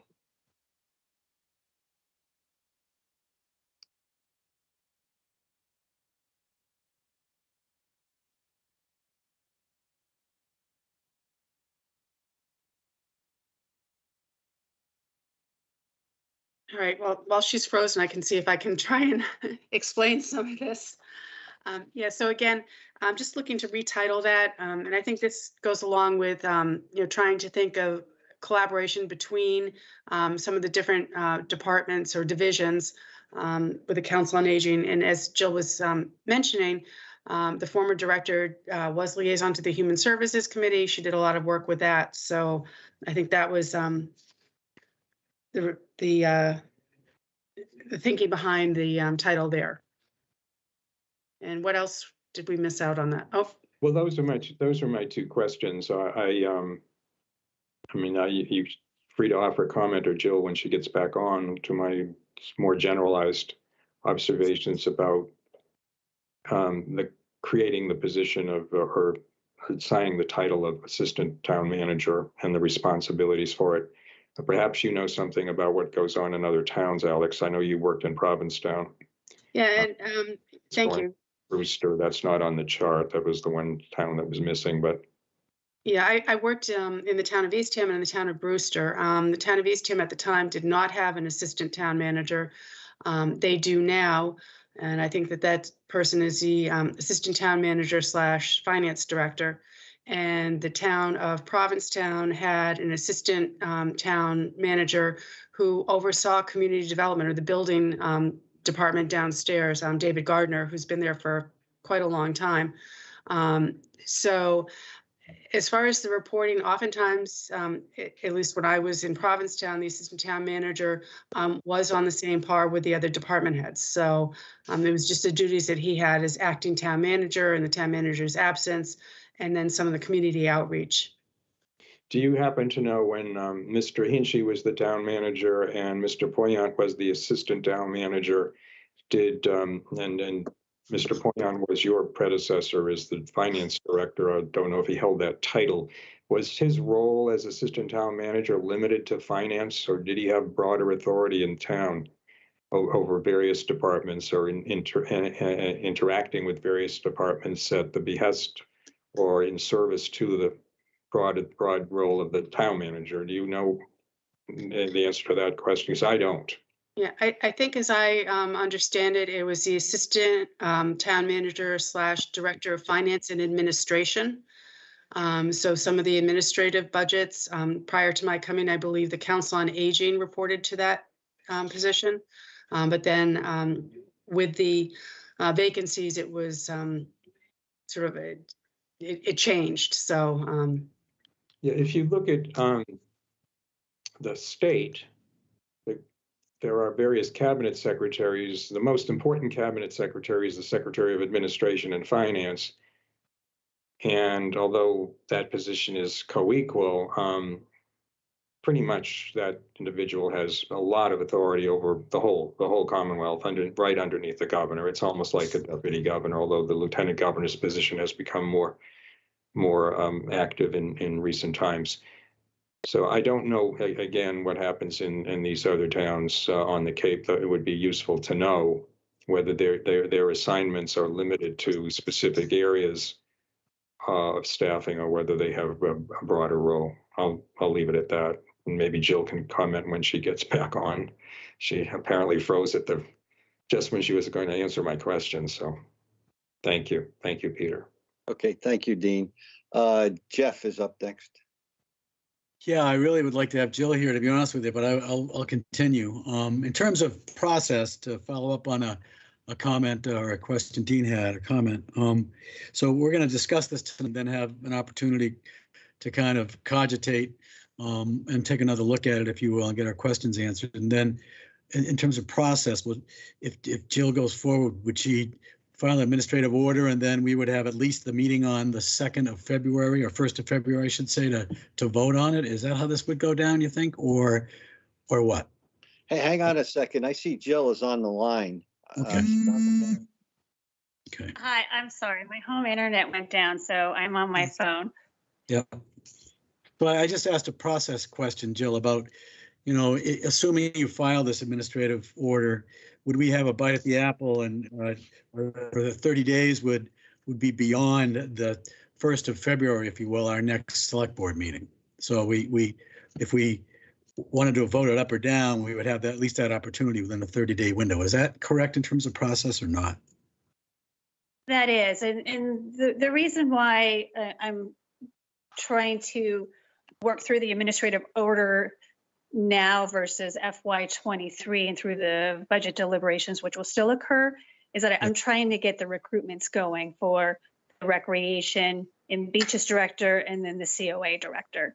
But yes, you'll have the opportunity to vote it up, down, or take no action. So depending on the comments received tonight, not sure that what I'll file tomorrow. I want to hear from all of you, and then that would then kick in a 30-day time period for you to take action if you want to. Super. That's exactly what I thought, but it was good to hear you confirm that. So I just have some comments, and I understand the kind of the proclivity to do a reorg while you have some fairly major positions, via departures and retirements. So available to take a look at your organization, and I totally understand kind of the timing of this proposal. I do echo Selectman Nacastro in terms of the role of the assistant town manager. I was surprised, and frankly, it was kind of news to me to see that we're the only town on the Cape without a formal position of assistant town manager, whether that's a standalone or whether it's married with another area of responsibility. So I was surprised to see that. But for me to kind of go forward, and I understand you're putting the community development division along, which includes now beaches and recreation, and the COA underneath that position, but also the position of assistant town manager. So I just need a little bit more meat on the bone in terms of what the role is, what the job description is of the town manager, of that assistant town manager. So I kind of echo what Dean I just said. The Park and Rec, and you did explain it. The maintenance of our beaches, I think, belongs and resides and should reside in our DPW. And then I believe having the recreation and beaches underneath the community development is more in terms of programming, et cetera. And if hopefully that's my understanding, and I think that's a correct understanding. Yes, and they will be the primary liaison to the Park and Rec Commission as well. Okay. Good. All right. It's more in terms of recreational programming and hiring and lifeguards and doing that the swimming lessons, programming, et cetera. I would hope that I get the maintenance of the beaches resides with the DPW, and that's what I hope. I'm interested now. The cost of this reorg, is it my understanding, Alex, that the cost is like around $70K? The net would be around $67K. Was that right? Yes, I believe I have that here. Okay. And then the 335 is what you presented as budget impact for next year for department requests, at least thus far, the beat that we have thus far. Correct.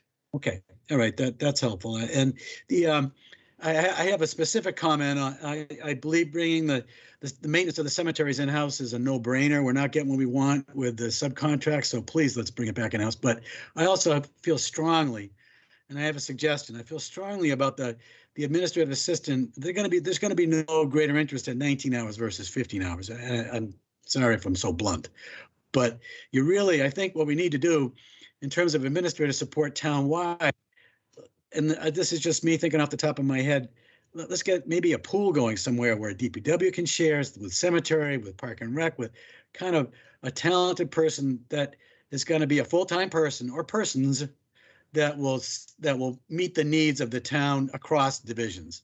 Because I don't believe you're going to get a whole lot of interest at 19 hours versus 15 hours. We've had that position posted for a long time, and it's just gone unfilled. And I totally get the reason why it's 19 hours. There's no benefits, et cetera. But at some point, you got to fish or cut bait, and we either need the position or we don't. And if we need the administrative position, and we think we can be supported across town a little bit, then I'd be fully in favor of it.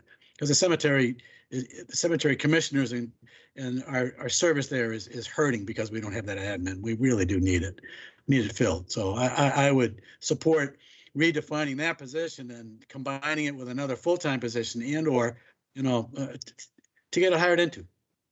And that's what I have so far. But I do want more time to kind of cogitate. So I was hoping that we'll have that time. It certainly sounds like we will. And so those are my comments, and I appreciate it. I understand. I understand the reorg. I understand the community development department.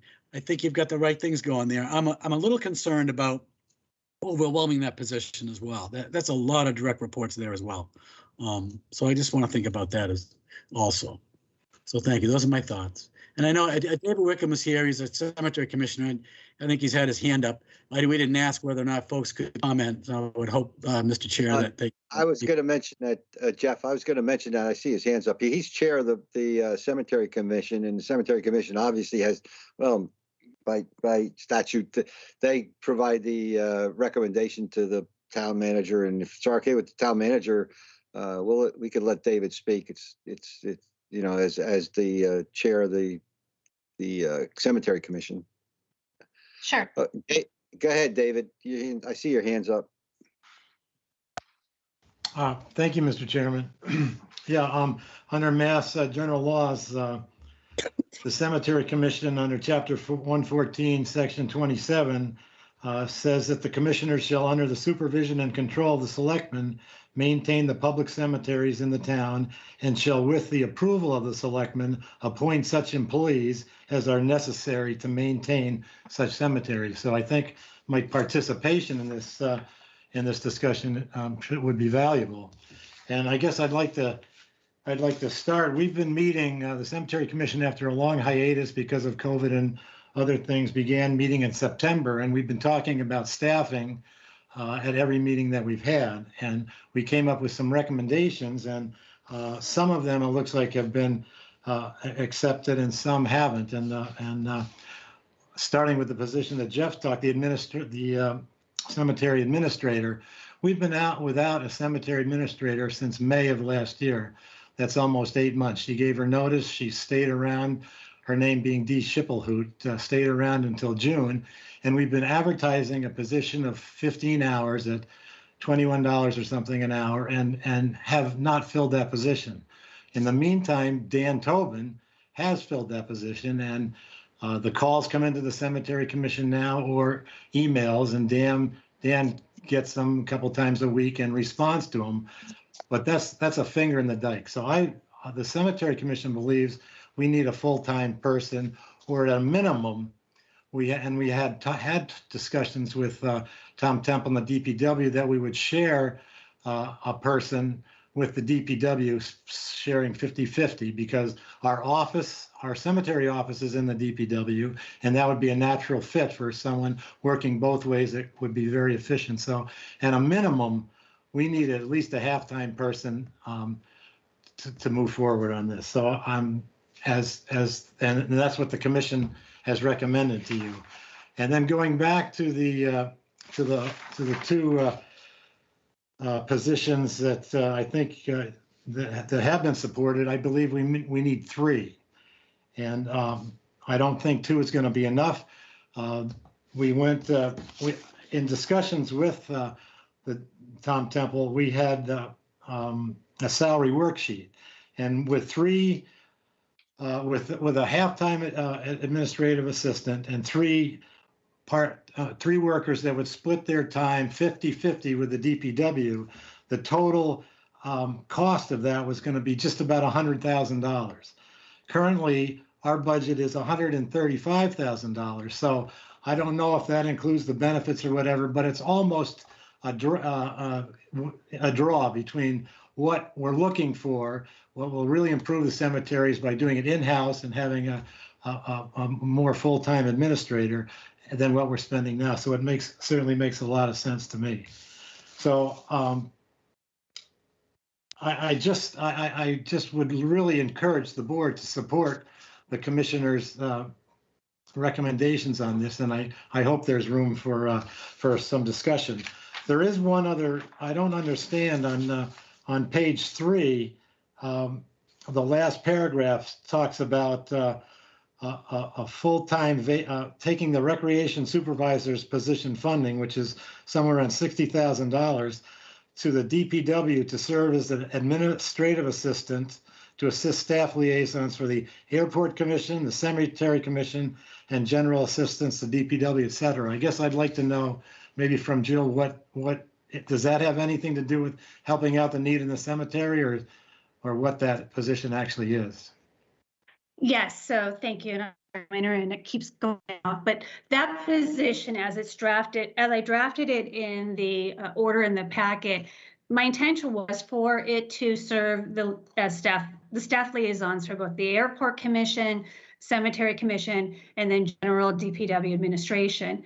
But yesterday, Shauna met with Dan Tobin over at the cemetery office, and we're thinking that definitely that and the part-time person, but I need to put some more thought into it, because I think that we might need, maybe for the first 6 months, someone full-time working on digitizing and getting all the files up to date. Right. I just don't know after that if it is going to be indeed, a 20-hour week or 19-hour week at that time. So I left the cemetery administrator position in there, and I'm going to have to look to see if we have any consulting opportunities to help get the office back in order. So this is the one area that I do need to flesh out, just because of just more recent information I got from Shauna and Dan yesterday as we were reviewing him leaving and what needs to be done in his absence.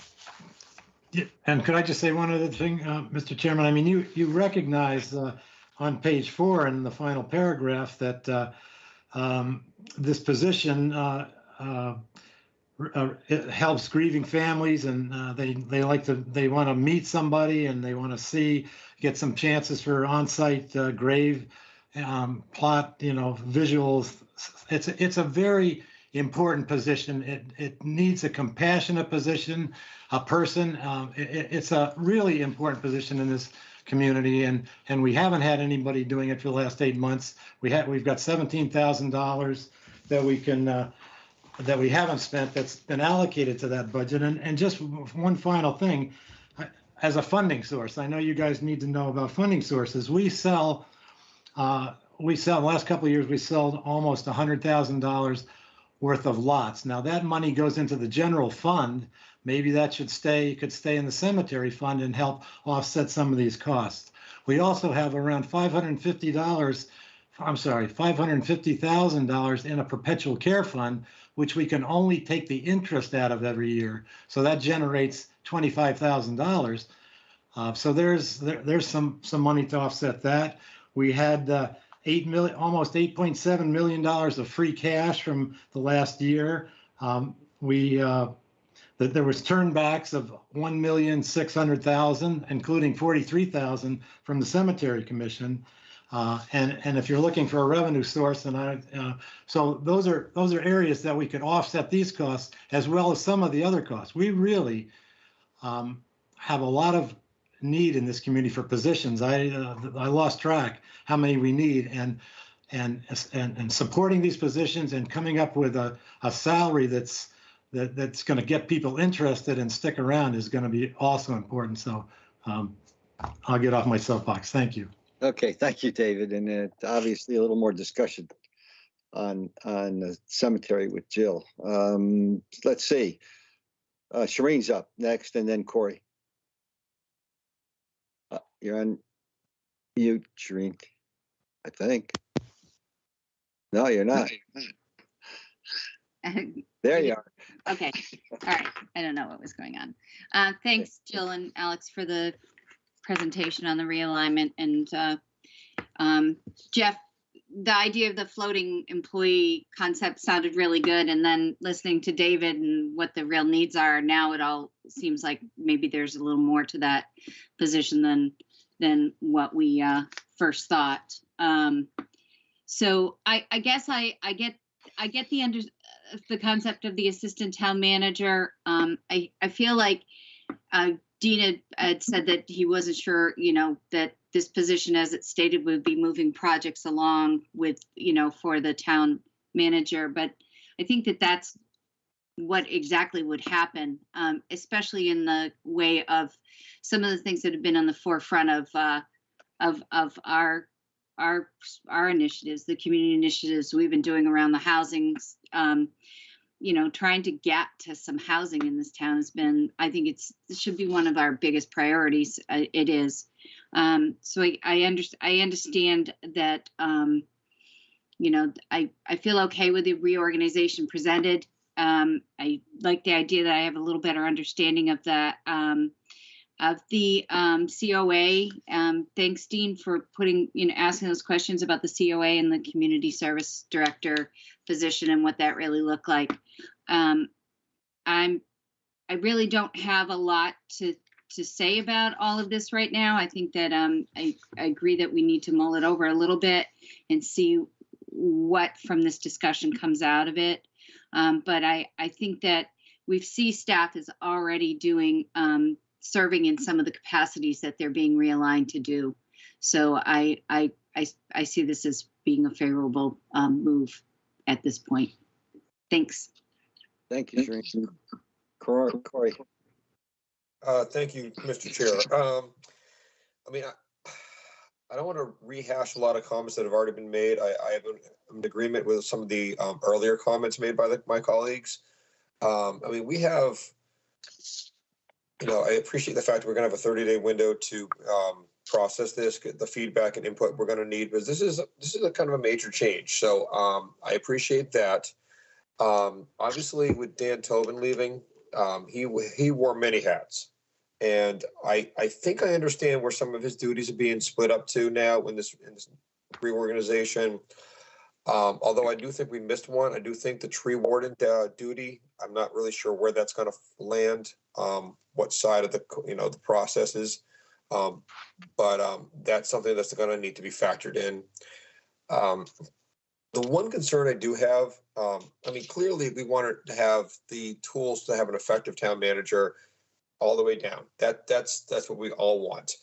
And with the proposed reorganization, I have a little concern about the criticism we've gotten in the past about oversight, and having that one extra layer removed from our town manager with the assistant town manager, that there'd be another gap of oversight, which may or may not work for us. So that is my initial take on that. I want to kind of process this a little bit more, but I do have some initial concern on that.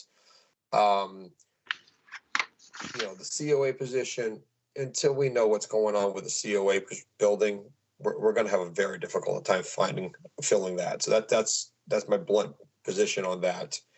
As far as the administrative position, bumping from 15 hours to 19 hours, if we need something more meaty, fully support it. But I do know those positions can be filled. I know the Monomoy School had an opening at their office recently, which was a 13-hour position, and they filled it. So you figure out what the perks are, what the wages are, what the salary is, the responsibilities. These positions can be filled at 15 to 19 hours, but if we need more, let's get more. Not a problem with that with me. I don't want to come off that sounded negative because my first take on this administrative order, it wasn't warm and fuzzy for me. I do have some concerns that I want to kind of, really process, and I really look forward to some of the input from some of the departments that may be able to shed some light on how these changes will or not, impact the town and how they can operate. I am curious to see how current staff feels about some of these changes. We may or may not get the responses or input provided. But I just want to make sure that whatever we end up doing, whatever version of this we consider is in the best interest of efficiency and oversight for the town. So we got 30 days to review it. I'm definitely going to study this clearly more. I want more time. But, it's the start of a conversation, and I'll leave it as that. Thank you. Thank you, Corey. I see Dean's hands up again. Yep. You're on, yeah. Thank you. Peter, I wanted to make a request of Jill and or Alex. Can we get information on the 14 other towns? And that would include Brewster, which I know has an assistant town manager, but it's not on the chart. As to what the role, what the responsibilities, what the jurisdiction of the assistant town manager, assistant town administrator is in each of these towns. Is it confined to certain areas, certain divisions, certain departments, as is being proposed in this administrative order, or is it something broader, as I was inquiring about earlier? I just really wanted, I appreciate Shireen's perspective on the importance of projects in the community and housing area, community services and housing area. When I talked about moving projects, I was not just limiting my comment to that area. Those are important, but I know that historically we've all had experience in wanting to see other projects in other departments move faster, and that's what I was really talking about. But if we could get that other information, that would be part of our consideration of this administrative order. But thank you. I appreciate everybody's comments tonight. Thanks. Thank you, Dean. Yeah, I too. I think there are some excellent comments. I just want to make one comment about, I'll call it job titles. And this is municipal. I don't know if there are certain rules on how a job title is a job title. I alluded to it initially where I said, you have a director who's maybe an executive or not, becomes an executive. Sometimes you call it senior director, some not.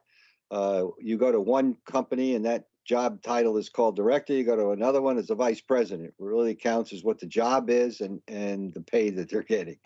And although having said that, I understand why when you have a job title like assistant town manager and it doesn't seem to strike a chord against what other towns are doing, maybe that's an issue. And I understand where Dean's coming from.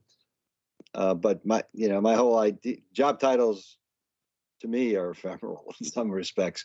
They have to be built around a job description. And basically that's it. Let's see, anything else? Jill, you need anything else from us on this subject?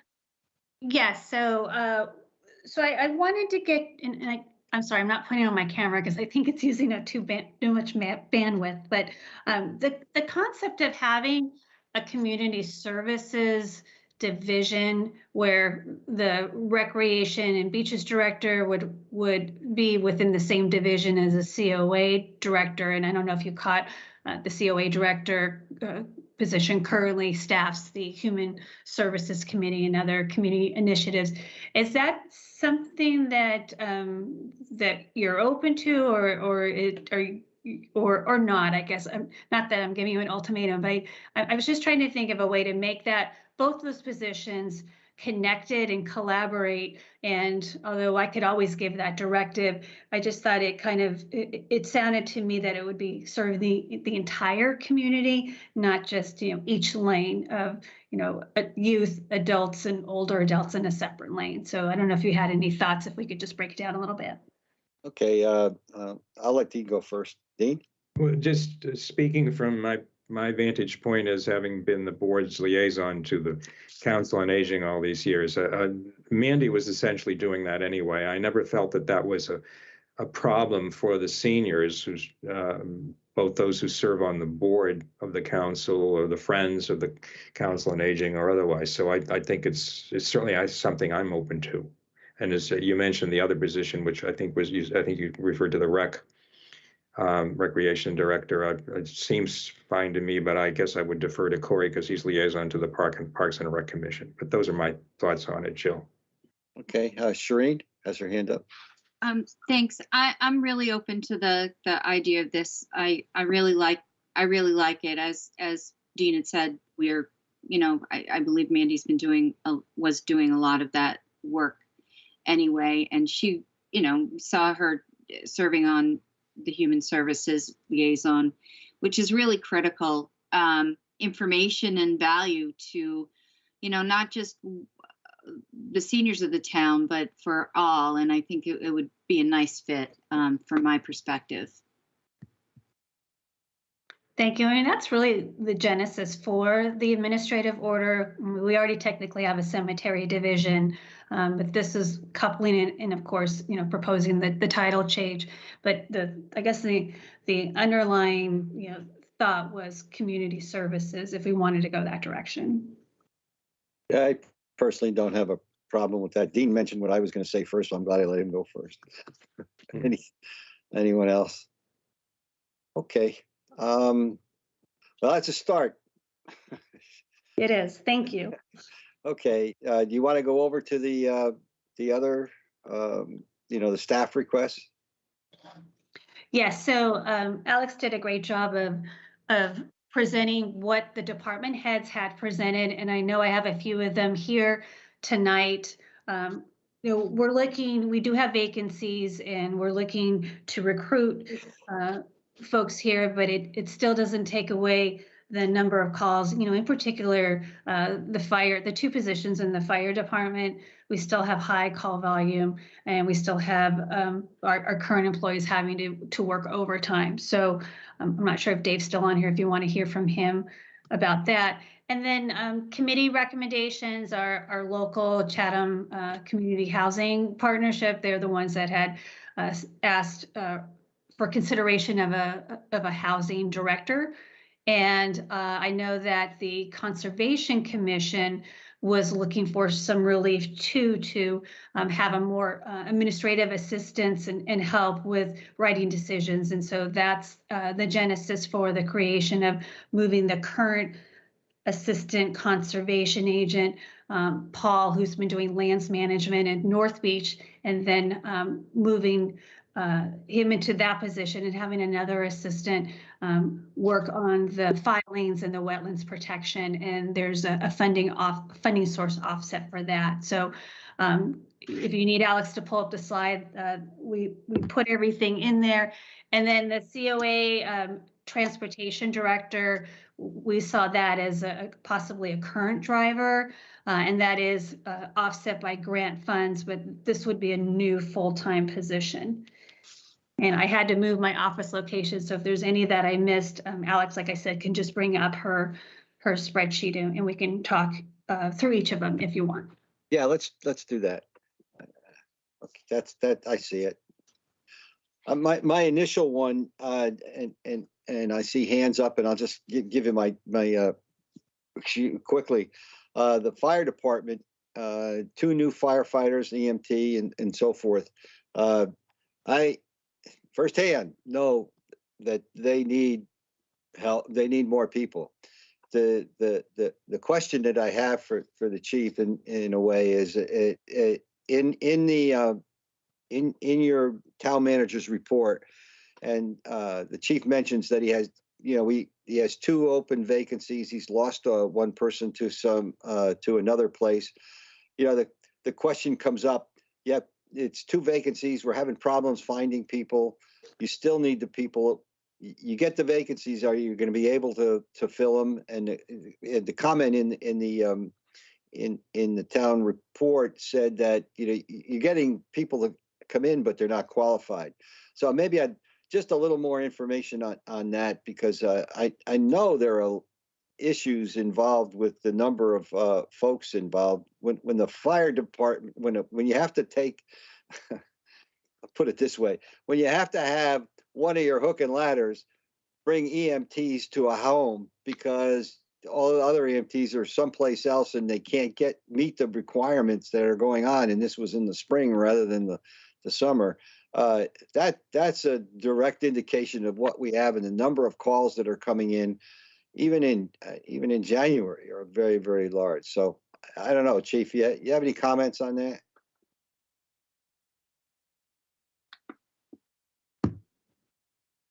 I just texted him. I saw him on here before. Yeah, okay.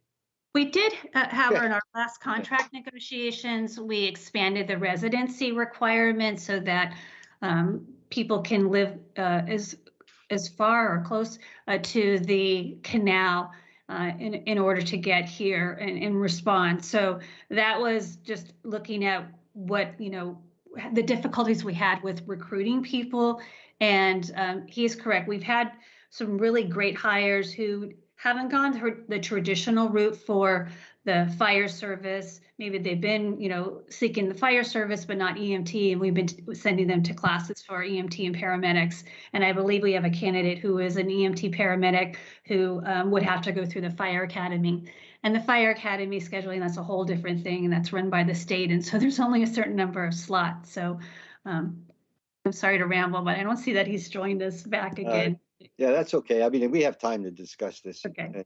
And the only other one is I'll bring up was the IT and the media assistance. And we saw what was required firsthand when we were hybrid, we were doing things, but how many more committees could you get to be hybrid? And if we have to do this for quite a while, I guess the question is this is something that would be needed not only for COVID, but in the future? Because once you hire a guy, you have them, right? It is, and what we've lost through COVID and having to do virtual and hybrid meetings is the lack of production. And so we had a really great recruitment video done for Council on Aging drivers, and we actually got 2 recruits out of it. And those are the type of special items like Chatham Today, and really focusing and highlighting, efforts of the town, what we're working on. That production, because of the heavy lift with the meetings, hasn't gone away, but it hasn't been as robust as it used to. So that's what we were looking for. And then we also have an upgrade to the community center, that large meeting room, and it's going to require someone to staff that for that production. So enhanced production, Channel 18 programming, and just where we are today with technology and virtual and hybrid meetings. Okay, thank you. I see Dean and then Jeff. Thank you, Peter. Jill, I just one question. You, in your presentation just now, you were talking about, you made reference to the recommendation from the Community Housing Partnership for a housing director. Is that the same position that you speak of in your drafted administrative order, where you're proposing to move the current principal planner over to that position, or is that something new? Because it's not on this chart that's in front of us right now. Correct. That's part of the realignment, the new position. Yep. Okay, we currently have the part-time housing coordinator that we have under contract. Okay. All right. Thanks. That's it. Okay, thanks, Dean. Jeff? Yeah, thank you, Peter. Just a quick question and a comment. Would really like to hear from the fire chief, Dave, on why we haven't been able to fill positions. We still have the 2 vacant positions, I think, that we approved last year, town meeting approved. So that's an issue. So we got to go at that one. And the other question I have is the grant funding that is referenced on this slide. Is that one-time grant funding, Jill and Alex, or is that ongoing? I mean, can we assume that we're going to get those funds year after year, or is it just a one-time deal? That's a continuous grant, so that comes in every year. Thank you. Thanks. That's it, Pete. Okay, thanks a lot, Jeff. Anyone else on this? We have time on it. Go ahead, Shereen. I'm sorry. Yeah, I just wanted to say that I'd really love to hear from Chief on the staffing. I think we were pretty supportive of what was going on last year with his needs. And we know that we have a difficulty. I mean, this is all part of all the bigger problem of not having housing on the Cape for people that work here, and this whole concept, idea. We have to solve our own problems here too. So I think on the other side of the realignment, there's big argument to be made for that staffing change. But the wetlands conservation, Jill, can you give me a little more info on that? I might have missed what you had said prior to that. The need there is that we need another person to do reporting. Is that what you would? Yeah, so we have a conservation agent, and her workload is pretty hefty with processing the applications and presenting them to the Conservation Commission. That's not all she does, but there's some field work that needs to be done. And we do receive revenue for each Conservation Commission filing that goes into a wetlands protection fund. So this person that we would see, those working in those services, would help process and coordinate permits, not necessarily all that have to go to the Conservation Commission, but help with that workload of getting permits out. We have a statutory period of time to act on permits and or applications, and if we don't, they automatically get approved. And so that was one, and I see that Dr. Bob's on this call. And then the commissioners themselves we had a person resign because of the workload. They felt it was quite heavy. We do ebbs and flows with various commissions. Some like to write all the determinations. Others prefer for the assistance of the conservation agent. And I think it just makes sense that we do have that additional source of funds through the wetlands protection funds that are received. And North Beach, as you know, we funded it heavier over the last 2 years. It's taking a lot of effort in the summer. And so that leaves a gap in services for the application processing in the summer. Thank you. Thank you, Shereen. Corey, before I go to you, I see the chief is on. Dave is on. You want to go first, or do I defer to him? Yeah, go ahead. Well, no, Okay. I was just going to make a simple comment that this board has always been very supportive of our fire department. Well deserved. These individuals work very hard. They're always out straight. The workload is clearly there for their for them. And what they also give back to the community, and all their, beyond what their duties are, the outpouring they put into the community with polar plunges and outreach to keep the families, they're well deserved. So whatever we can do to support the fire department, I'm all in. Always have been and always will be. And then on the other category, I think natural resources conservation, we need some extra help there. The workload is there. I've heard a lot of feedback from different entities that would really support having some more resources in the conservation department. So I do think that's something we should seriously consider. So I know we're going to get a better bite of the apple later on during the budget season, but for my initial take, those are my thoughts. Thank you. Thank you, Corey. Jeff, your hand's still up. You okay? I'm going to go to the chair. Actually, I have a follow-up request, if you will. I just want to follow up on the cemetery commissioner's request to really take a look at 3 FTEs to be shared with the DPW and a full-time admin there. I don't want to let go. I want to get the cost of that nailed down and see what the impact is on the budget. Thanks. Okay. Hey, Dave, you have any comments? I see you're on. Yeah, I have a few comments. Sorry I'm late to the party. We did hire 2 people. We just lost 2 people. So it's a little complicated. We're going through the same hiring woes as everybody else. And for the first time, we're actually dealing with losing members of our department to other departments. That's never been the case before. And right now, there's a lot of poaching going on Cape Cod, and it's pretty ugly. But luckily, we've only lost one person. I know Brewster lost 6 people, and Truro lost 4 people, and so it's tough to compete with the districts right now, and there's just not a big pool of applicants out there. And I don't want to just hire people. I want to hire the right people. Right. So what we've done is we have somebody that didn't have the qualifications for the firefighter part of the job. So he's actually in the State Fire Academy right now. They started to run classes again. That was another issue. There were no paramedic classes. There were no EMT classes. There were no Fire Academy recruit classes. So we're just running a year or two behind the 8 ball with all that stuff. But that's a temporary problem. We have another round of hiring going on right now that we're trying with some new people that we just interviewed. But it doesn't change the fact that we need the people. We're going to hire 2 new people with the first round that you already gave us, and we do need the other 2 to round out the 4 shifts. I can't stress that enough. Our people are.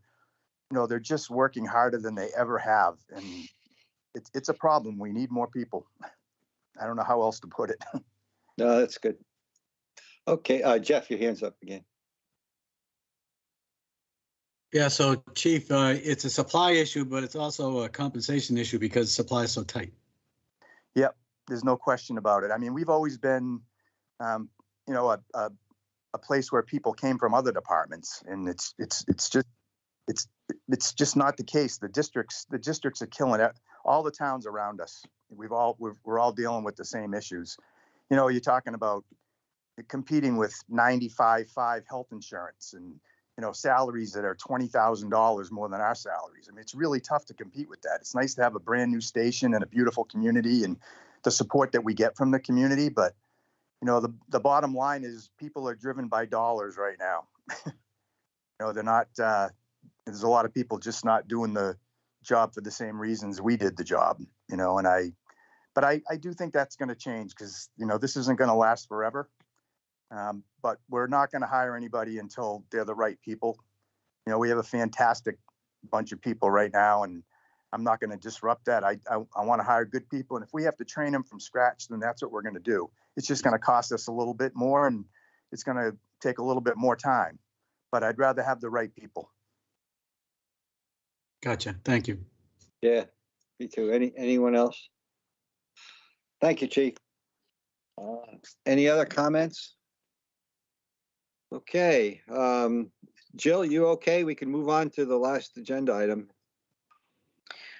Sure. So just to round this out, so for the budget, the last slide that Alex presented was a timeline for your recommendations to the Finance Committee, and that's March 1st. So last year, probably the meeting right before March 1st, we made recommendations on staffing. And so I wanted to get the board thinking about this sooner, understanding you have not seen the budget book yet and the comprehensive budget picture. So that will be forthcoming to you on the 18th. And I really appreciate all your comments tonight. Thank you. Okay, thank you. We'll go to our final agenda item, which is the town manager's report. Like I said before, I'm glad to see it again. I know that's a little work to put together, but it's always an informative one, and it's something that I think our residents should at least look through periodically. So I don't know if you want to have a couple of comments ahead of time, Jill. Sure. I'm sorry, just I'm having a complete failure of technology right here. So is that to get another IT guy? Is that what that's? I don't know, or maybe I've said something like Selectman Castro does. He makes a really profound statement and always seems to freeze. So this is as you see, this is the town manager's report for the month of November. So we're catching up. You'll have December's next month, and that will be our year-end reports as well. But just a couple of follow-up items I wanted to note that we did get confirmation for the annual town meeting, to the 2022 town meeting. was confirmed by the school, the Monomoy Middle School gym on Saturday, May 14th, 2022 at 1 p.m. So we did get that confirmation, and as many rooms as we need for that, or if we have to do a COVID pivot in a few months, we can make that determination. And then I provided a live link in the report, the town manager's report of where to find the current budget information under Budget Central. So once we make the presentation to the board on the 18th, all the budget materials and updates will be placed there. And then I wanted to congratulate, we talked a lot about Dan Tobin, but both Dan and Paula Tobin announced their respective retirements from service this month, and their last day for both of them is Friday, January 28th. And Paula, as you know, is the assistant town clerk. She's been here for 20 years, initially starting as at the reception desk.